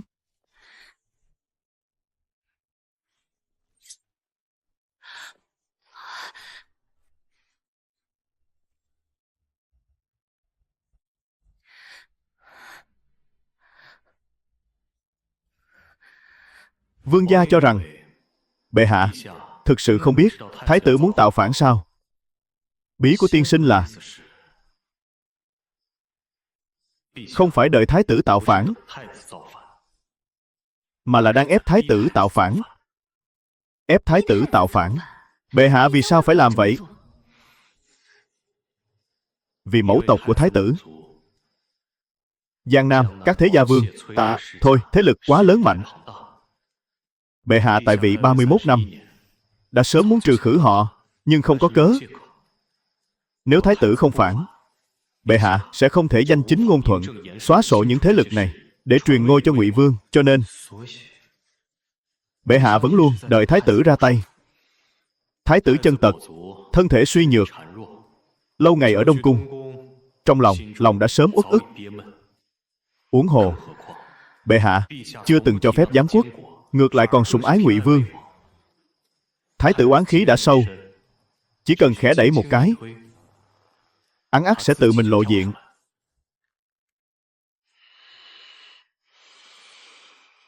Bởi vậy, bệ hạ không phải đang phòng bị thái tử, mà là đang nhử rắn ra khỏi hang.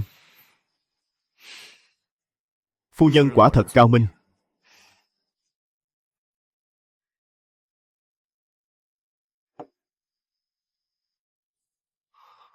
Vương gia, thái tử nhất định sẽ giám sát ngài chặt chẽ. Nếu ngài đích thân diện kiến bệ hạ, thái tử sẽ hay biết ngay. Hơn nữa, ngài phải giao nộp binh phù, tỏ lòng trung thành với bệ hạ.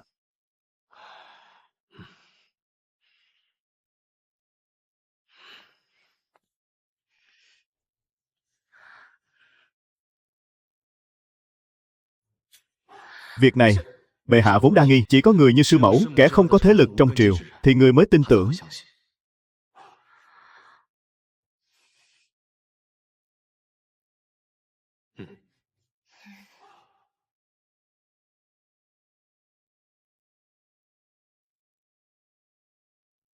Bệ hạ, Tần Vương nói, ngài ấy trấn thủ biên quan đã lâu, không tường tận cục diện triều đình, không rõ trong cung ai là vây cánh của thái tử.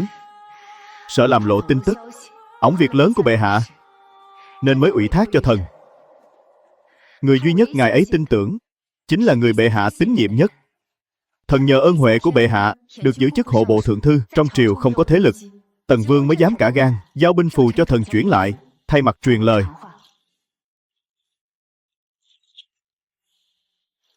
Tô Khanh vất vả rồi, lui xuống đi. Thần tạ ơn sâu của bệ hạ.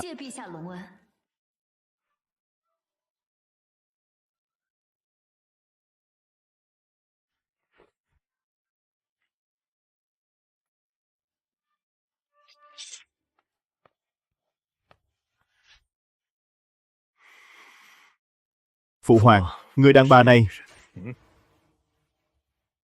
trẫm tự có chừng mực. Ngươi cũng lui xuống chuẩn bị đi.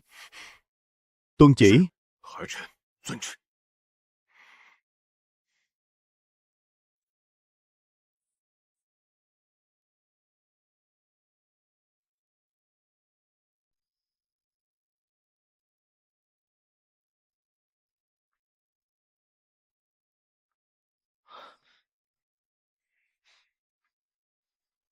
Bệ hạ tin rồi. Vất vả cho nàng rồi. Thẩm Triết, chàng nói xem, bệ hạ liệu có thực sự tha cho Tần Vương không? Sẽ không. Nhưng hắn sẽ trọng dụng Tần Vương.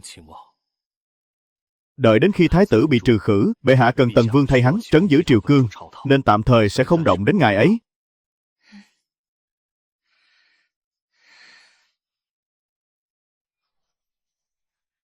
Thẩm Triết, ta sợ. Đừng sợ. Qua đêm nay, chúng ta sẽ không còn là cá nằm trên thớt nữa. Mọi chuyện rồi sẽ ổn thỏa cả thôi.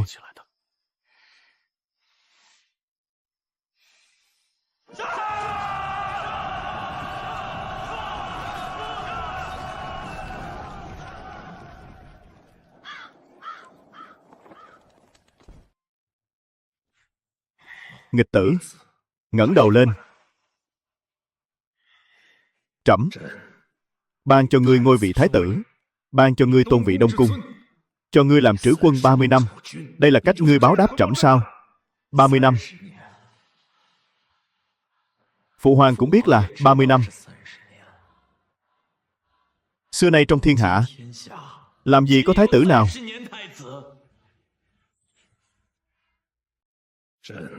trẫm còn chưa chết. Người chưa chết, nhưng bản vương đã chết rồi.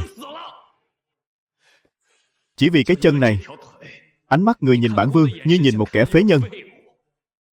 Người thà chọn Ngụy Vương, cũng không muốn nhìn thẳng lấy bản vương một lần. Bản vương 10 tuổi đã được lập làm thái tử. Sau khi mẫu phi qua đời, bản vương ở Đông Cung nơm nớp lo sợ suốt 18 năm. 18 năm. Người không cho bản vương giám quốc, càng không cho bản vương tiếp quản triều chính. Người coi bản vương là gì? Là một hòn đá mài sao? Đợi khi cánh chim của Ngụy Vương đã đủ đầy, liền đá bay bản vương ra khỏi cuộc chơi. Vậy ra ngươi muốn tạo phản. Tạo phản. Phụ hoàng, người cho rằng bản vương muốn tạo phản sao? Chính người đã ép bản vương phải làm thế. Ngươi nghịch tử.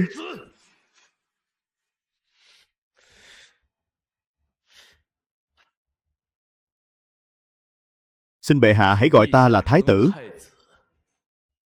Mộ Dung Phù, 30 năm rồi. Người không thấy mệt sao? Bản vương đã mệt mỏi lắm rồi. Chẳng phải điều người hằng mong đợi chính là ngày hôm nay sao? Đợi bản vương tự mình lộ diện, để người có danh chính ngôn thuận mà giết bản vương, giết sạch cả tộc mẫu phi của bản vương. Láo xược.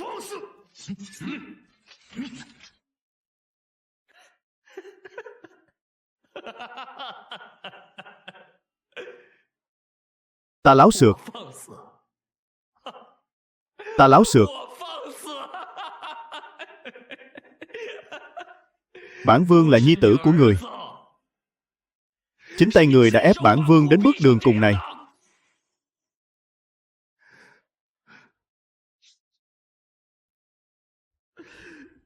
Phụ hoàng, bản vương chỉ hỏi người một câu. Rốt cuộc người có từng muốn truyền ngôi cho bản vương hay không?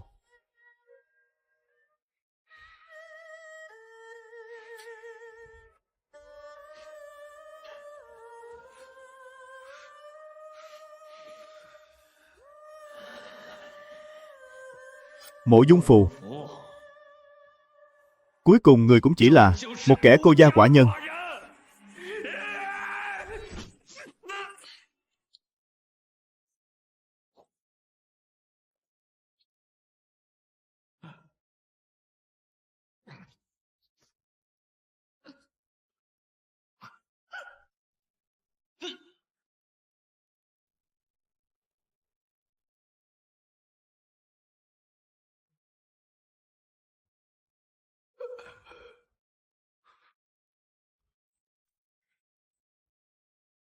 Phụng Thiên Thừa Vận, Hoàng đế.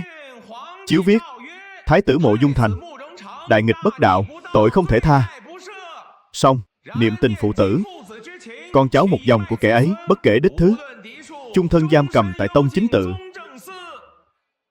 Bệ hạ vì thái tử binh biến, đau lòng quá độ, khiến long thể bất an, không thể lâm triều, đặt mệnh Tần Vương Mộ Dung Thịnh tiết chế thiên hạ binh mã, thống lĩnh các vệ, quân vụ các trấn biên cương. Ngụy Vương Mộ Dung Bác, giám quốc nhiếp chính, xử lý mọi việc triều chính. Khâm thử.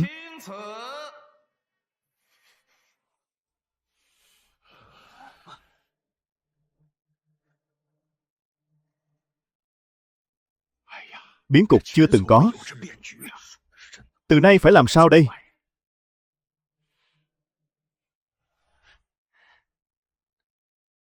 Bệ hạ, để Ngụy Vương giám quốc, Tần Vương nắm binh quyền. Ngộ nhỡ Ngụy Vương trong lòng bất mãn, nảy sinh tâm tư khác thì sao?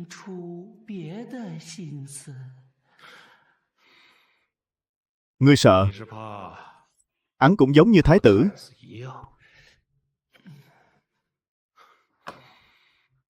Trẫm chính là muốn nhìn chúng đấu đá nhau. Tần Vương là một tảng đá mài, thượng hạng.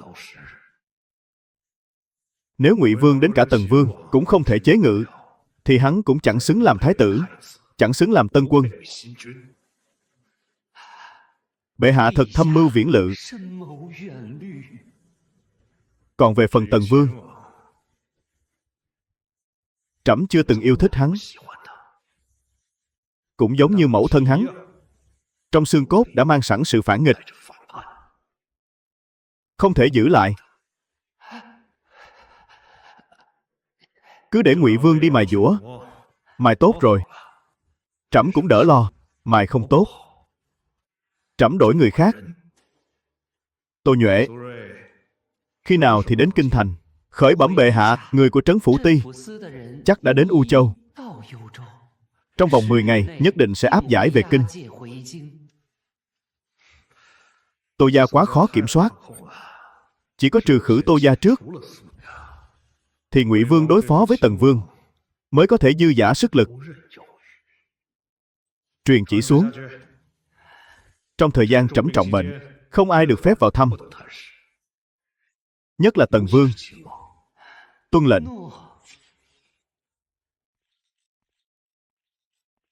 Trác Phong, ngươi tìm ta.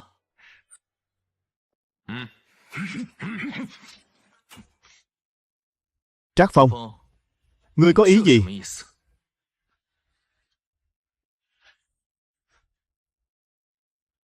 Tô Duệ tiếp chỉ: ngươi giả chết trốn tội, khi quân võng thượng, tội không thể dung.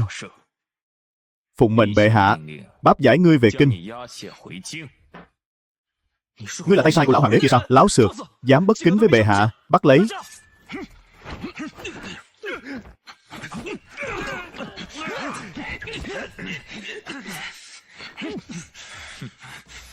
Ngươi tưởng việc ở U Châu, vì sao bệ hạ lại có thể tường tận đến thế? Gãi đi. Đi. Thẩm Triết, Thẩm Triết. Bắc Bình Thương Hành truyền tin về, nói Tiểu Duệ bị bắt rồi. Là Trác Phong và Trấn Phủ Ti tại Đại Doanh U Châu đã ra tay. Thư viết rằng đang trên đường báp giải về kinh rồi. Chuyện này đừng để cha mẹ biết trước. Thẩm Triết, Tiểu Duệ liệu có? Sẽ không đâu. Hoàng đế cần con tin, chứ không phải tử thi. Theo ta đi gặp Tần Vương.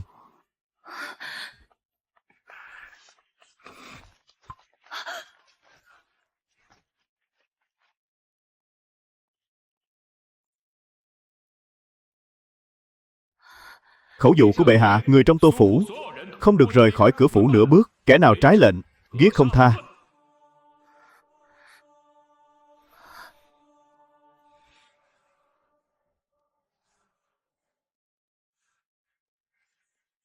Chỉ là giam lỏng, chứng tỏ hoàng đế vẫn chưa muốn giết chúng ta. Ngài ấy đang đợi. Đợi gì? Đợi Tô Duệ vào kinh. Hoàng đế cần con tin. Cái ngài ấy cần là sổ sách của Hoài Nam Vương. Vậy Tần Vương sẽ cứu chúng ta chứ?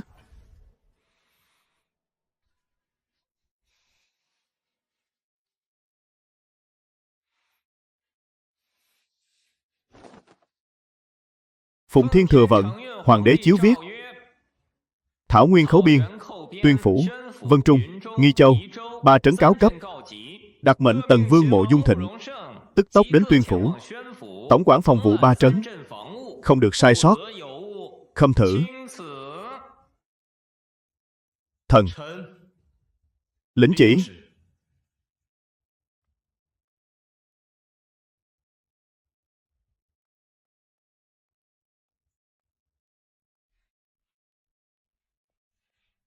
Vương gia, chưa từng nghe tin Thảo Nguyên Khấu Biên mà.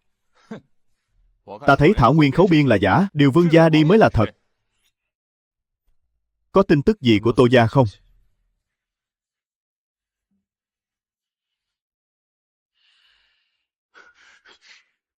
Vương gia, Kim Ngô vệ Lý Đô thống dẫn người đã vây kín phủ đệ Tô thượng thư. Cái gì?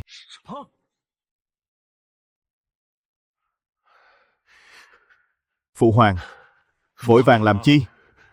Hãy tĩnh khí. Vâng, phụ hoàng.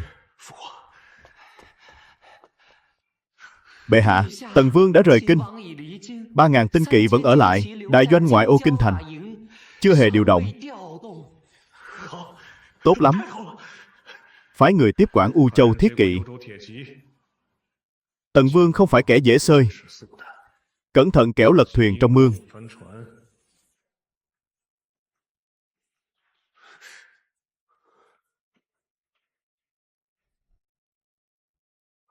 Phụ hoàng yên tâm, nhi thần sẽ đích thân đi.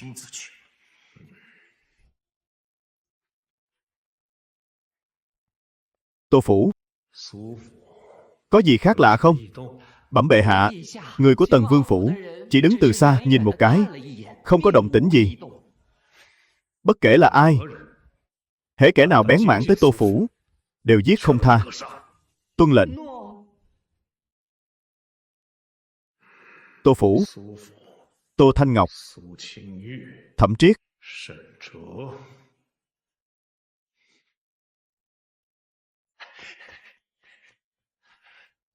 Bệ hạ, U Châu đô thống Trác Phong đã tới kinh thành, đang chờ ngoài điện để được yết kiến. Tuân lệnh.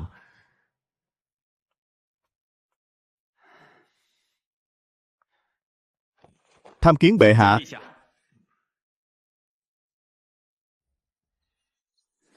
Thẩm Triết, nếu chàng không ở rễ nhà họ Tô thì chàng đã chẳng phải gặp phải những chuyện sau này. Là nhà họ Tô đã liên lụy đến chàng.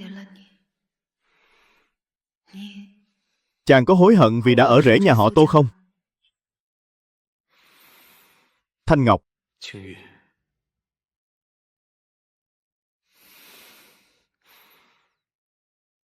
kỳ thực là ta tự nguyện ở rễ.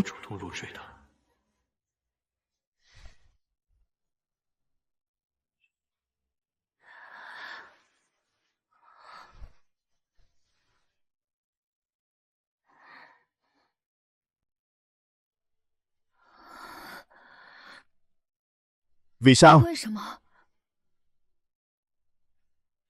Bởi vì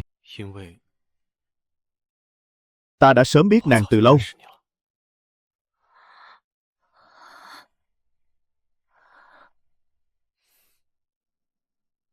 Nghe giáo sư nói, nàng là thiên tài của học viện thương mại.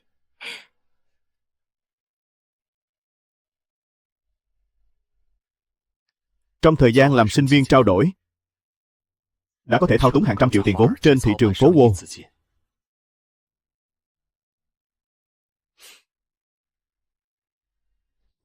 Lại còn là tâm điểm của toàn trường. Nàng rạng rỡ vạn phần. Còn ta chỉ là một bóng hình giữa chốn đông người. Ta từng nghĩ đời này chẳng thể nào có giao điểm. Sử sách ghi chép rằng, năm Hưng Long thứ 31 Đại Yến, Hoàng đế Mộ Dung Phù đã giao nội thừa vận khố cho một vị nữ quan họ Tô chấp chưởng. Người này thông tuệ tuyệt đỉnh, giúp hoàng đế thu gom vô số tiền tài. Nhưng cuối cùng lại bị ban chết. Để xoa dịu lòng dân,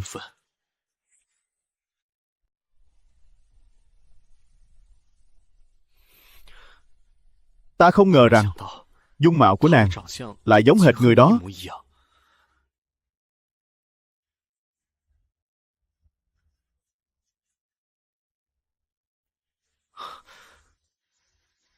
Khi ấy, ta đã xuyên không đến đây được 2 năm nhờ viết tiểu thuyết thoại bản, mà cũng có chút gia sản, mở hiệu sách Phàm Gia.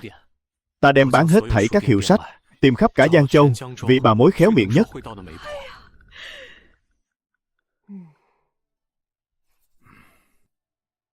Có công danh gì trong người không? Bẩm lão gia, năm ngoái may mắn đỗ tú tài. Năm sau là kỳ thu vi, đang chuẩn bị thi hương. Trong nhà này còn những ai? Cha mẹ đều đã qua đời, không huynh đệ tỷ muội. 3 gian nhà tranh, 5 mẫu ruộng cằn, năm ngoái đã bị lũ cuốn trôi.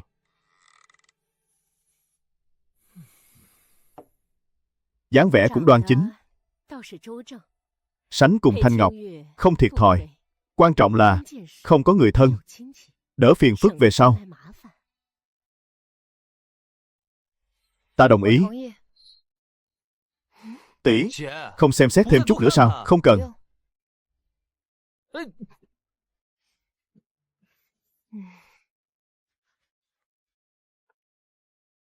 Ngày mai cử hành hôn lễ.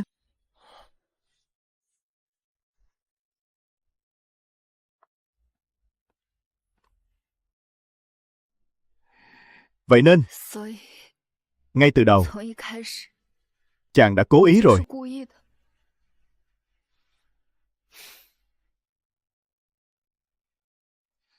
Đêm tân hôn, khi ta biết được thực sự là nàng, lòng ta vui mừng khôn xiết. Thầm thề với lòng, nhất định phải bảo vệ nàng chu toàn, tuyệt không để bi kịch trong sử sách lặp lại lần nữa.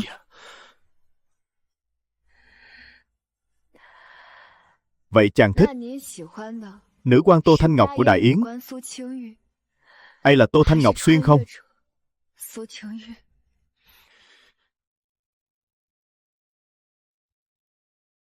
Người ta thích từ đầu đến cuối đều là cùng một linh hồn. Dù nàng ở thời không nào, tên gọi là chi? Chàng thật biết cách ăn nói. Ta thề, nếu có nửa lời dối trá, trời tru đất diệt.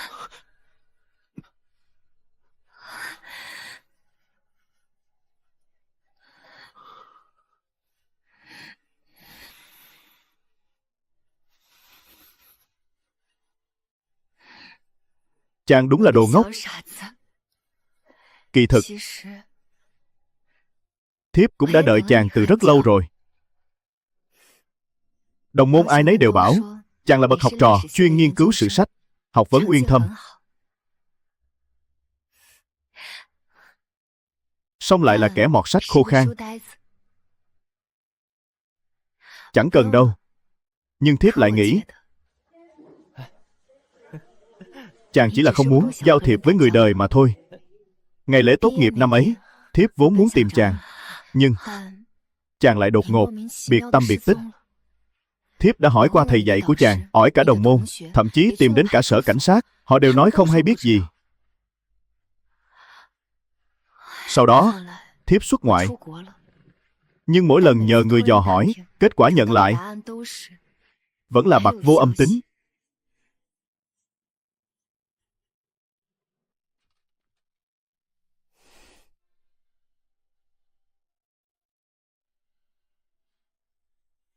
Khoảnh khắc nhìn thấy chàng, thiếp vô cùng xúc động. Là chàng, thật sự là chàng. Nhưng chàng đã đổi khác. Chàng vẫn y phục rách rưới, cúi gằm mặt, tựa như một kẻ tú tài sa cơ. Thiếp không dám nhận, cũng chẳng dám hỏi.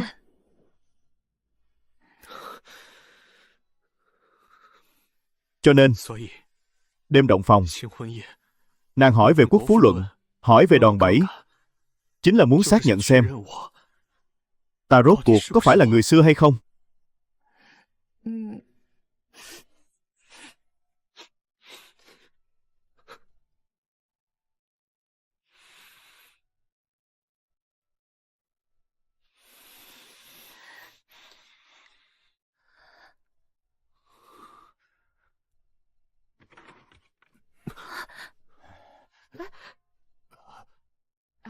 Nhạc phụ, có chuyện gì vậy? Chẳng hay rồi, cấm vệ quân đã vào phủ.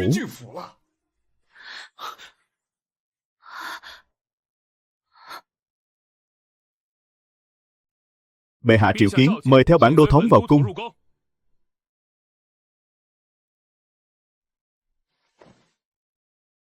Người bệ hạ muốn gặp là ta.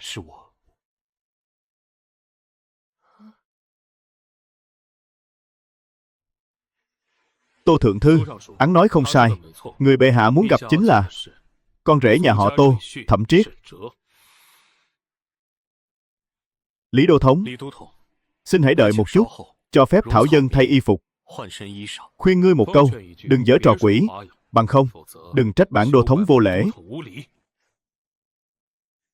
Đa tạ.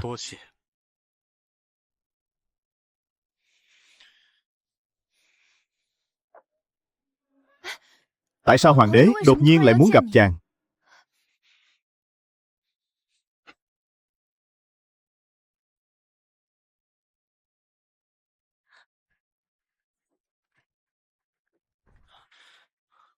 Đừng hỏi gì cả, mau đưa nhạc phụ nhạc mẫu rời khỏi nơi này. Còn chàng thì sao? Nếu ta rời đi, hoàng đế ắt sẽ sinh lòng nghi ngại. Vả lại, ta cũng muốn đến diện kiến vị cố nhân này, để giảng nốt bài học lịch sử cuối cùng. Vậy thiếp sẽ cùng chàng đi. Không được. Hãy nhớ kỹ, ra khỏi mật đạo cứ đi thẳng về phía bắc, sẽ có người tiếp ứng cho mọi người.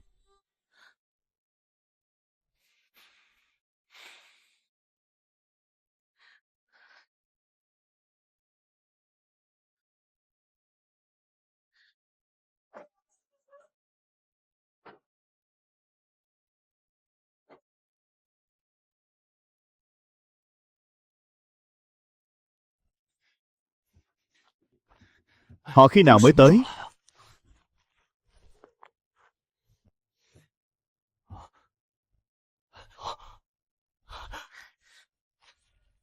Cha, mẹ, tỷ. Tiểu Duệ. Tiểu Duệ. Tần Vương điện hạ. Sư mẫu.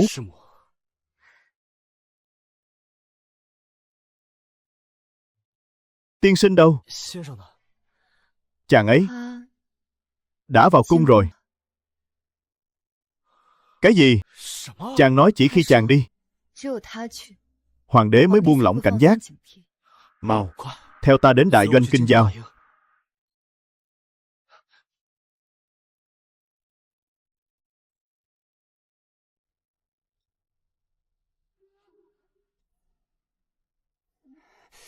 Láo xược, điện kiến bệ hạ mà dám không hành lễ.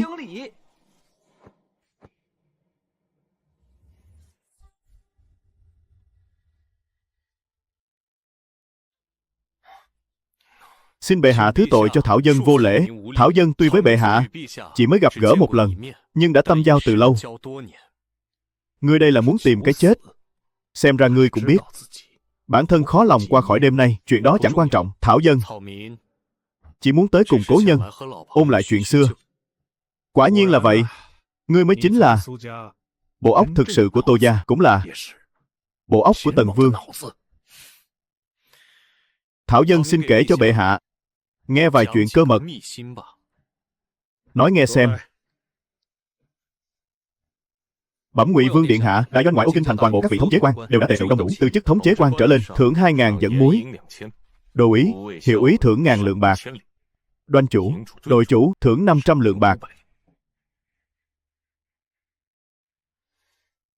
Đó là ân điển của Ngụy Vương, sao còn chưa mau tạ ơn? Không hổ danh là Ngụy Vương giàu có địch quốc, ra tay thật hào phóng.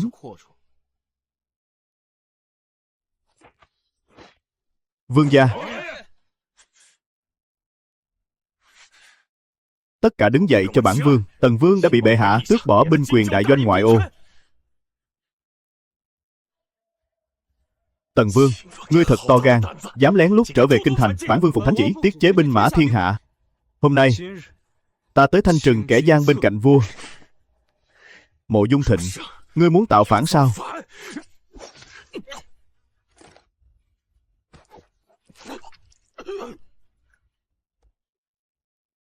Thì đã sao?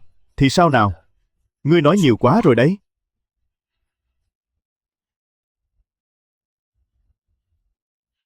Xuất binh. Tiến cung. Tuân lệnh. Thảo dân xin kể cho bệ hạ nghe vài chuyện cơ mật. Nói nghe xem. Đại thần trong triều đều nói Tiên hoàng hậu năm xưa thấy bệ hạ khí sắc vương giả, có tướng mạo bậc thiên tử, phong thái rồng phượng, nên đã đem cả tộc 732 mạng người dốc lòng ủng hộ bệ hạ phát động chính biến Yến Long, phò tá bệ hạ đăng cơ cửu ngũ chí tôn. Kỳ thực là bệ hạ đã quỳ trước cửa cung tiên hoàng hậu suốt 2 canh giờ, hứa hẹn sau khi đăng cơ sẽ chia nửa Giang Sơn cho gia tộc tiên hoàng hậu, lập con trai của người làm thái tử, mới cầu được sự ủng hộ đó. Bệ hạ, tuyệt đối không phải lão nô đã tiết lộ ra ngoài. Đây là con đường bệ hạ đã đi qua, cũng là nỗi nhục của bệ hạ. Thế nên vào năm Hưng Long thứ 13, khi người đã dần nắm vững triều cương, liền hạ độc sát hại tiên hoàng hậu, nhưng người sợ gia tộc tiên hoàng hậu cùng thế lực phụ thuộc phản công, nên mới không phế truất thái tử. Ngươi là ai? Rốt cuộc ngươi là ai? Bệ hạ chớ vội. Vẫn còn nữa. Ví như năm Hưng Long thứ 5, 3 vị hầu gia là Triệu, Chu, Tôn cấu kết với Ngô Vương tạo phản. Thực chất họ chẳng hề tạo phản, mà là do bệ hạ vu oan giá họa, ngụy tạo chứng cứ mà thôi. Lại ví như năm Hưng Long thứ 22, thái tử thái phó Dương Văn Uyên không phải lâm bệnh mà qua đời, mà chính là bệ hạ sai trấn phủ ti mua chuộc tiểu tư phủ họ Dương, hạ độc mà giết chết. Giết hắn đi.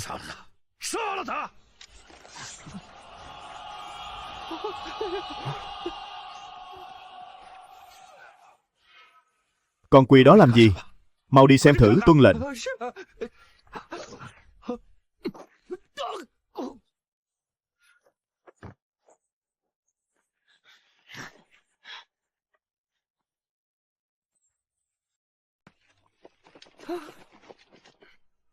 Nghịch tử nhà ngươi, ngươi không đến tuyên phủ.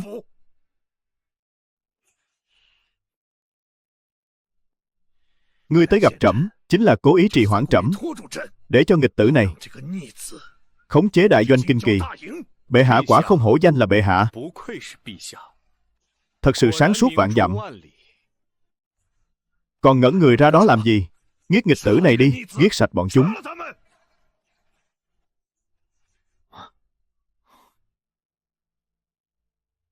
Tham kiến vương gia.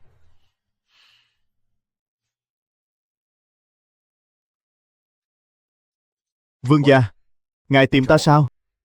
Trác thống chế, tin tức ta và Tiểu Duệ đến U Châu đã được gửi đi rồi. Tiên sinh nói gì vậy? Bản tướng không hiểu gì cả. Bệ hạ phái ngươi đến U Châu để giám sát Tần Vương.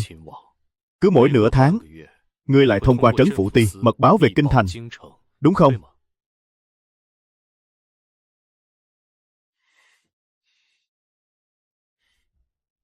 Trên giáo trường không một bóng người, trong quân trướng cũng chẳng có ai. Vừa rồi chính là đi đưa tin đó sao?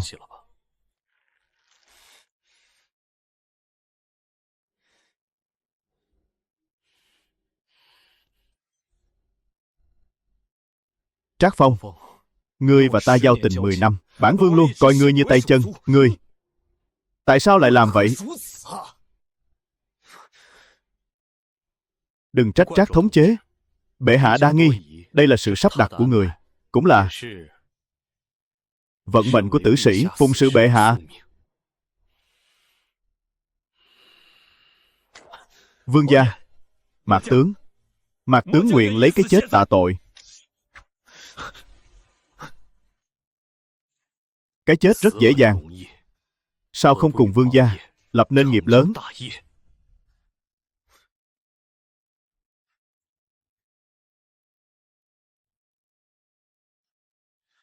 Các ngươi cũng muốn phản trẫm sao? Phải. Bệ hạ, con gái của thần 3 năm trước đã bị Ngụy Vương hãm hại, thái tử cũng đã chết. Ngôi vị chỉ có thể để Tần Vương kế thừa. Thần không còn lựa chọn nào khác. Là ngươi. Tất cả những điều này đều là do ngươi bày mưu tính kế.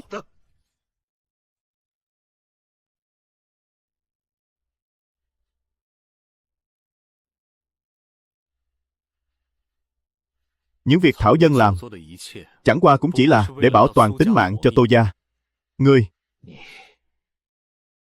Ngươi rốt cuộc là ai? Một sử quan đến từ tương lai. Cuộc đời của bệ hạ, Thảo Dân trong sử sách đã đọc qua vô số lần. Thảo Dân thấu hiểu nỗi đau của bệ hạ, cũng biết rõ kết cục của bệ hạ. Sử sách. Vậy kết cục của trẫm là gì? Bạo quân. Chúng phản thân ly, chết không yên ổn.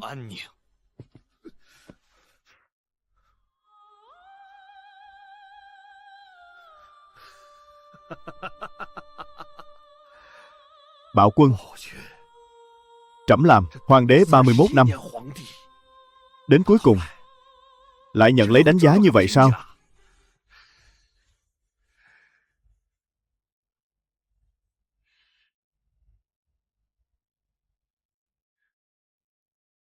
Còn Ngụy Vương thì sao? Ngụy Vương đâu rồi? Chết rồi.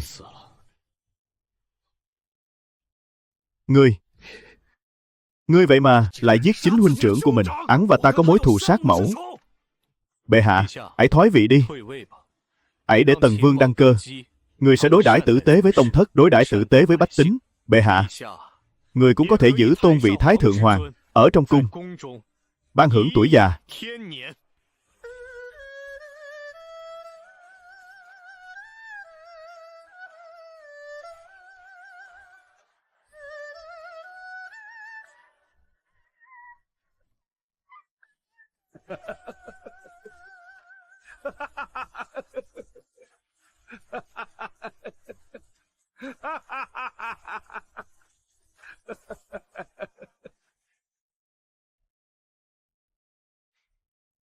Trẫm có thể thoái vị, nhưng trẫm có một điều kiện.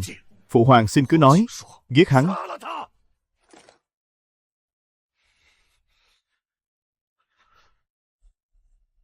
Trẫm không muốn giống như phụ vương, là một kẻ sát phụ, sát huynh đoạt ngôi. Nhi thần đã giết Ngụy Vương rồi.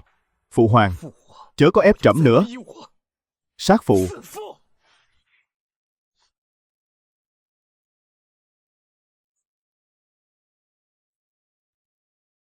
Phụng Thiên Thừa Vận, hoàng đế chiếu viết. Trẫm từ khi đăng cơ đến nay 31 năm sớm tối lo toan. Này, chim chỉ để đi đái, khó lòng trị quốc. Hoàng thất tử Tần Vương Mộ Dung Thịnh, nhân đức vẹn toàn, văn võ song toàn, có thể kế thừa đại thống. Nay truyền ngôi vị hoàng đế. Khâm thử. Nhi thần lĩnh chỉ.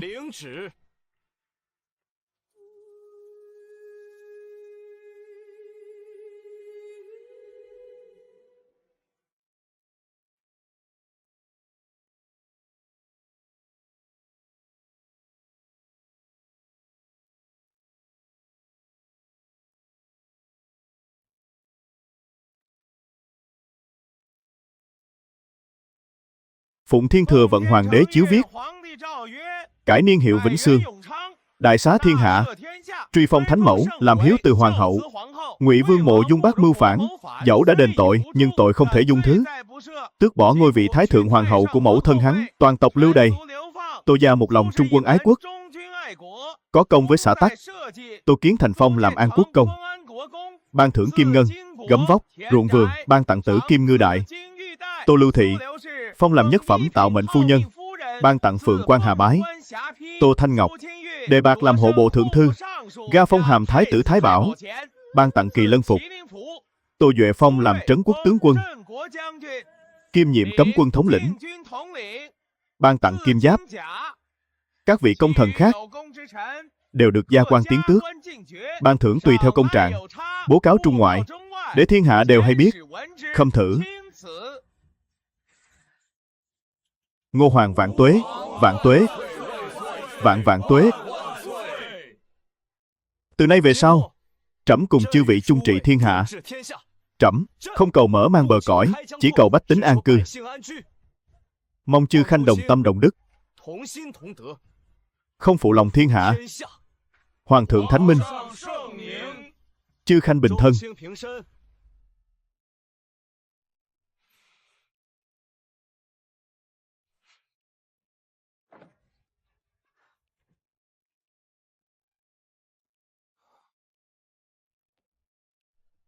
Kẻ nhàn rỗi lại đang lười biếng rồi. Đây gọi là hưởng thụ cuộc sống.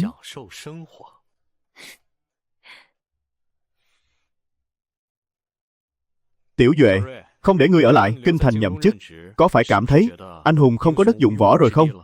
Ta từng muốn ngựa nơi hãn hải, phong lan cư tư, sớm đã mãn nguyện rồi.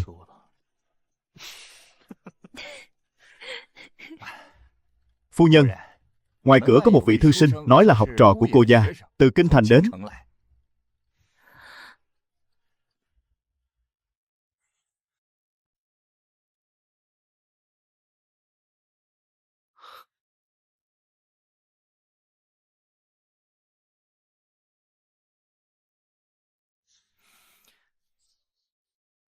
Công tử từ phương xa tới, mời vào trong dùng trà.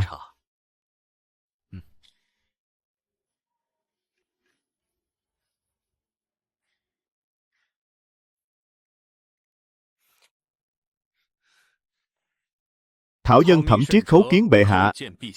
Tiên sinh, trẫm đã làm hoàng đế mà ngươi lại với trẫm ngày càng xa cách. Bệ hạ, quân là quân, thần là thần, quân thần có biệt, lễ nghi không thể phế bỏ. Đứng dậy nói chuyện đi.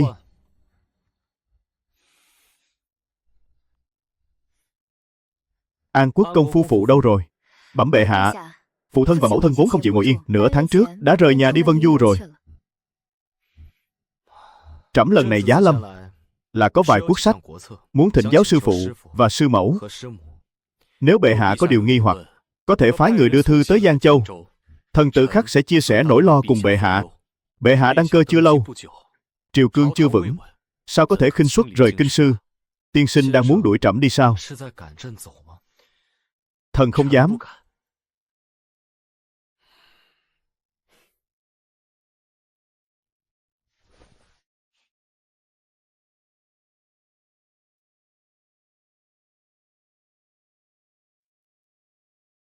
Tần thuế pháp này tuy có chút bóng dáng của lưỡng thuế pháp, nhưng lại bỏ qua vấn đề đất đai bị thôn tính. Cứ đà này là sẽ gây ra đại loạn. Tiên sinh nói trúng tim đen của trẫm rồi. Trẫm trở về sẽ lệnh cho hộ bộ nghị bàn lại. Bệ hạ, là sợ Tô gia không an phận, hay là sợ thần bị kẻ khác lợi dụng? Cả hai.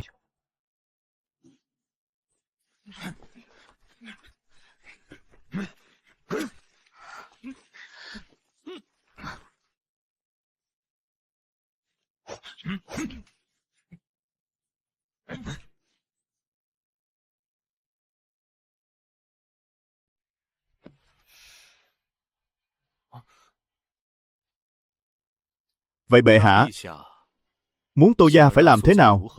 Tiên sinh tài trí hơn người, sư mẫu có tài điểm thạch thành kim. Tiểu Duệ dẫn 800 quân đã có thể thẳng tiến tới Vương đình Thảo Nguyên. An Quốc công phu phụ lại tinh thông quân giới lương thảo. Thử hỏi, trẫm làm sao an tâm cho được? Với thực lực của Tô gia, đủ sức để thay triều đổi đại. Vả lại chẳng phải đã từng thành công một lần rồi sao? Không sai. Thụ mệnh vu thiên, ký thọ vĩnh xương. Kẻ nào cũng muốn làm hoàng đế. Lật lại sử sách, cổ kim Đông Tây cũng chỉ viết vỏn vẹn 4 chữ: tranh giành ngôi vua.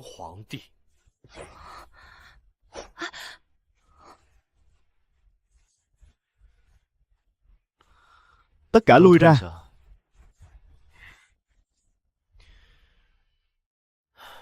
Tô gia quả thực có năng lực. Nhưng Tô gia có thể làm thiên tử chăng? Ngươi, Mộ Dung Thịnh, có thể làm hoàng đế trước hết là vì ngươi mang họ Mộ Dung, là hoàng thất, là con trai của Thái Thượng Hoàng đương triều. Từ cổ chí kim, bao nhiêu triều đại thay đổi. Nào có triều đại nào không phải vì đất đai bị thôn tính, bách tính không có lấy tất đất cắm dùi. Thuế khóa siêu cao, thuế nặng nhiều như lông bò. Hoàng thân quốc thích, thế gia đại tộc, quan lại các cấp bán chổi đót cho con đi du học mà ra. Ngươi là hoàng đế, là thiên tử. Nếu ngươi thực sự coi mình là quân phụ của Lê Dân Thiên Hạ, của Đại Yến Vương triều này, thì dù có là một Tô gia, hay là ngàn vạn Tô gia đi nữa, thì có ích gì chứ? Nếu ngươi tự coi mình như Thái Thượng Hoàng đương triều, thì dù ngươi có diệt được Tô gia, vẫn còn đó ngàn ngàn vạn vạn Tô gia khác. Tiên sinh, trẫm đã được khai sáng.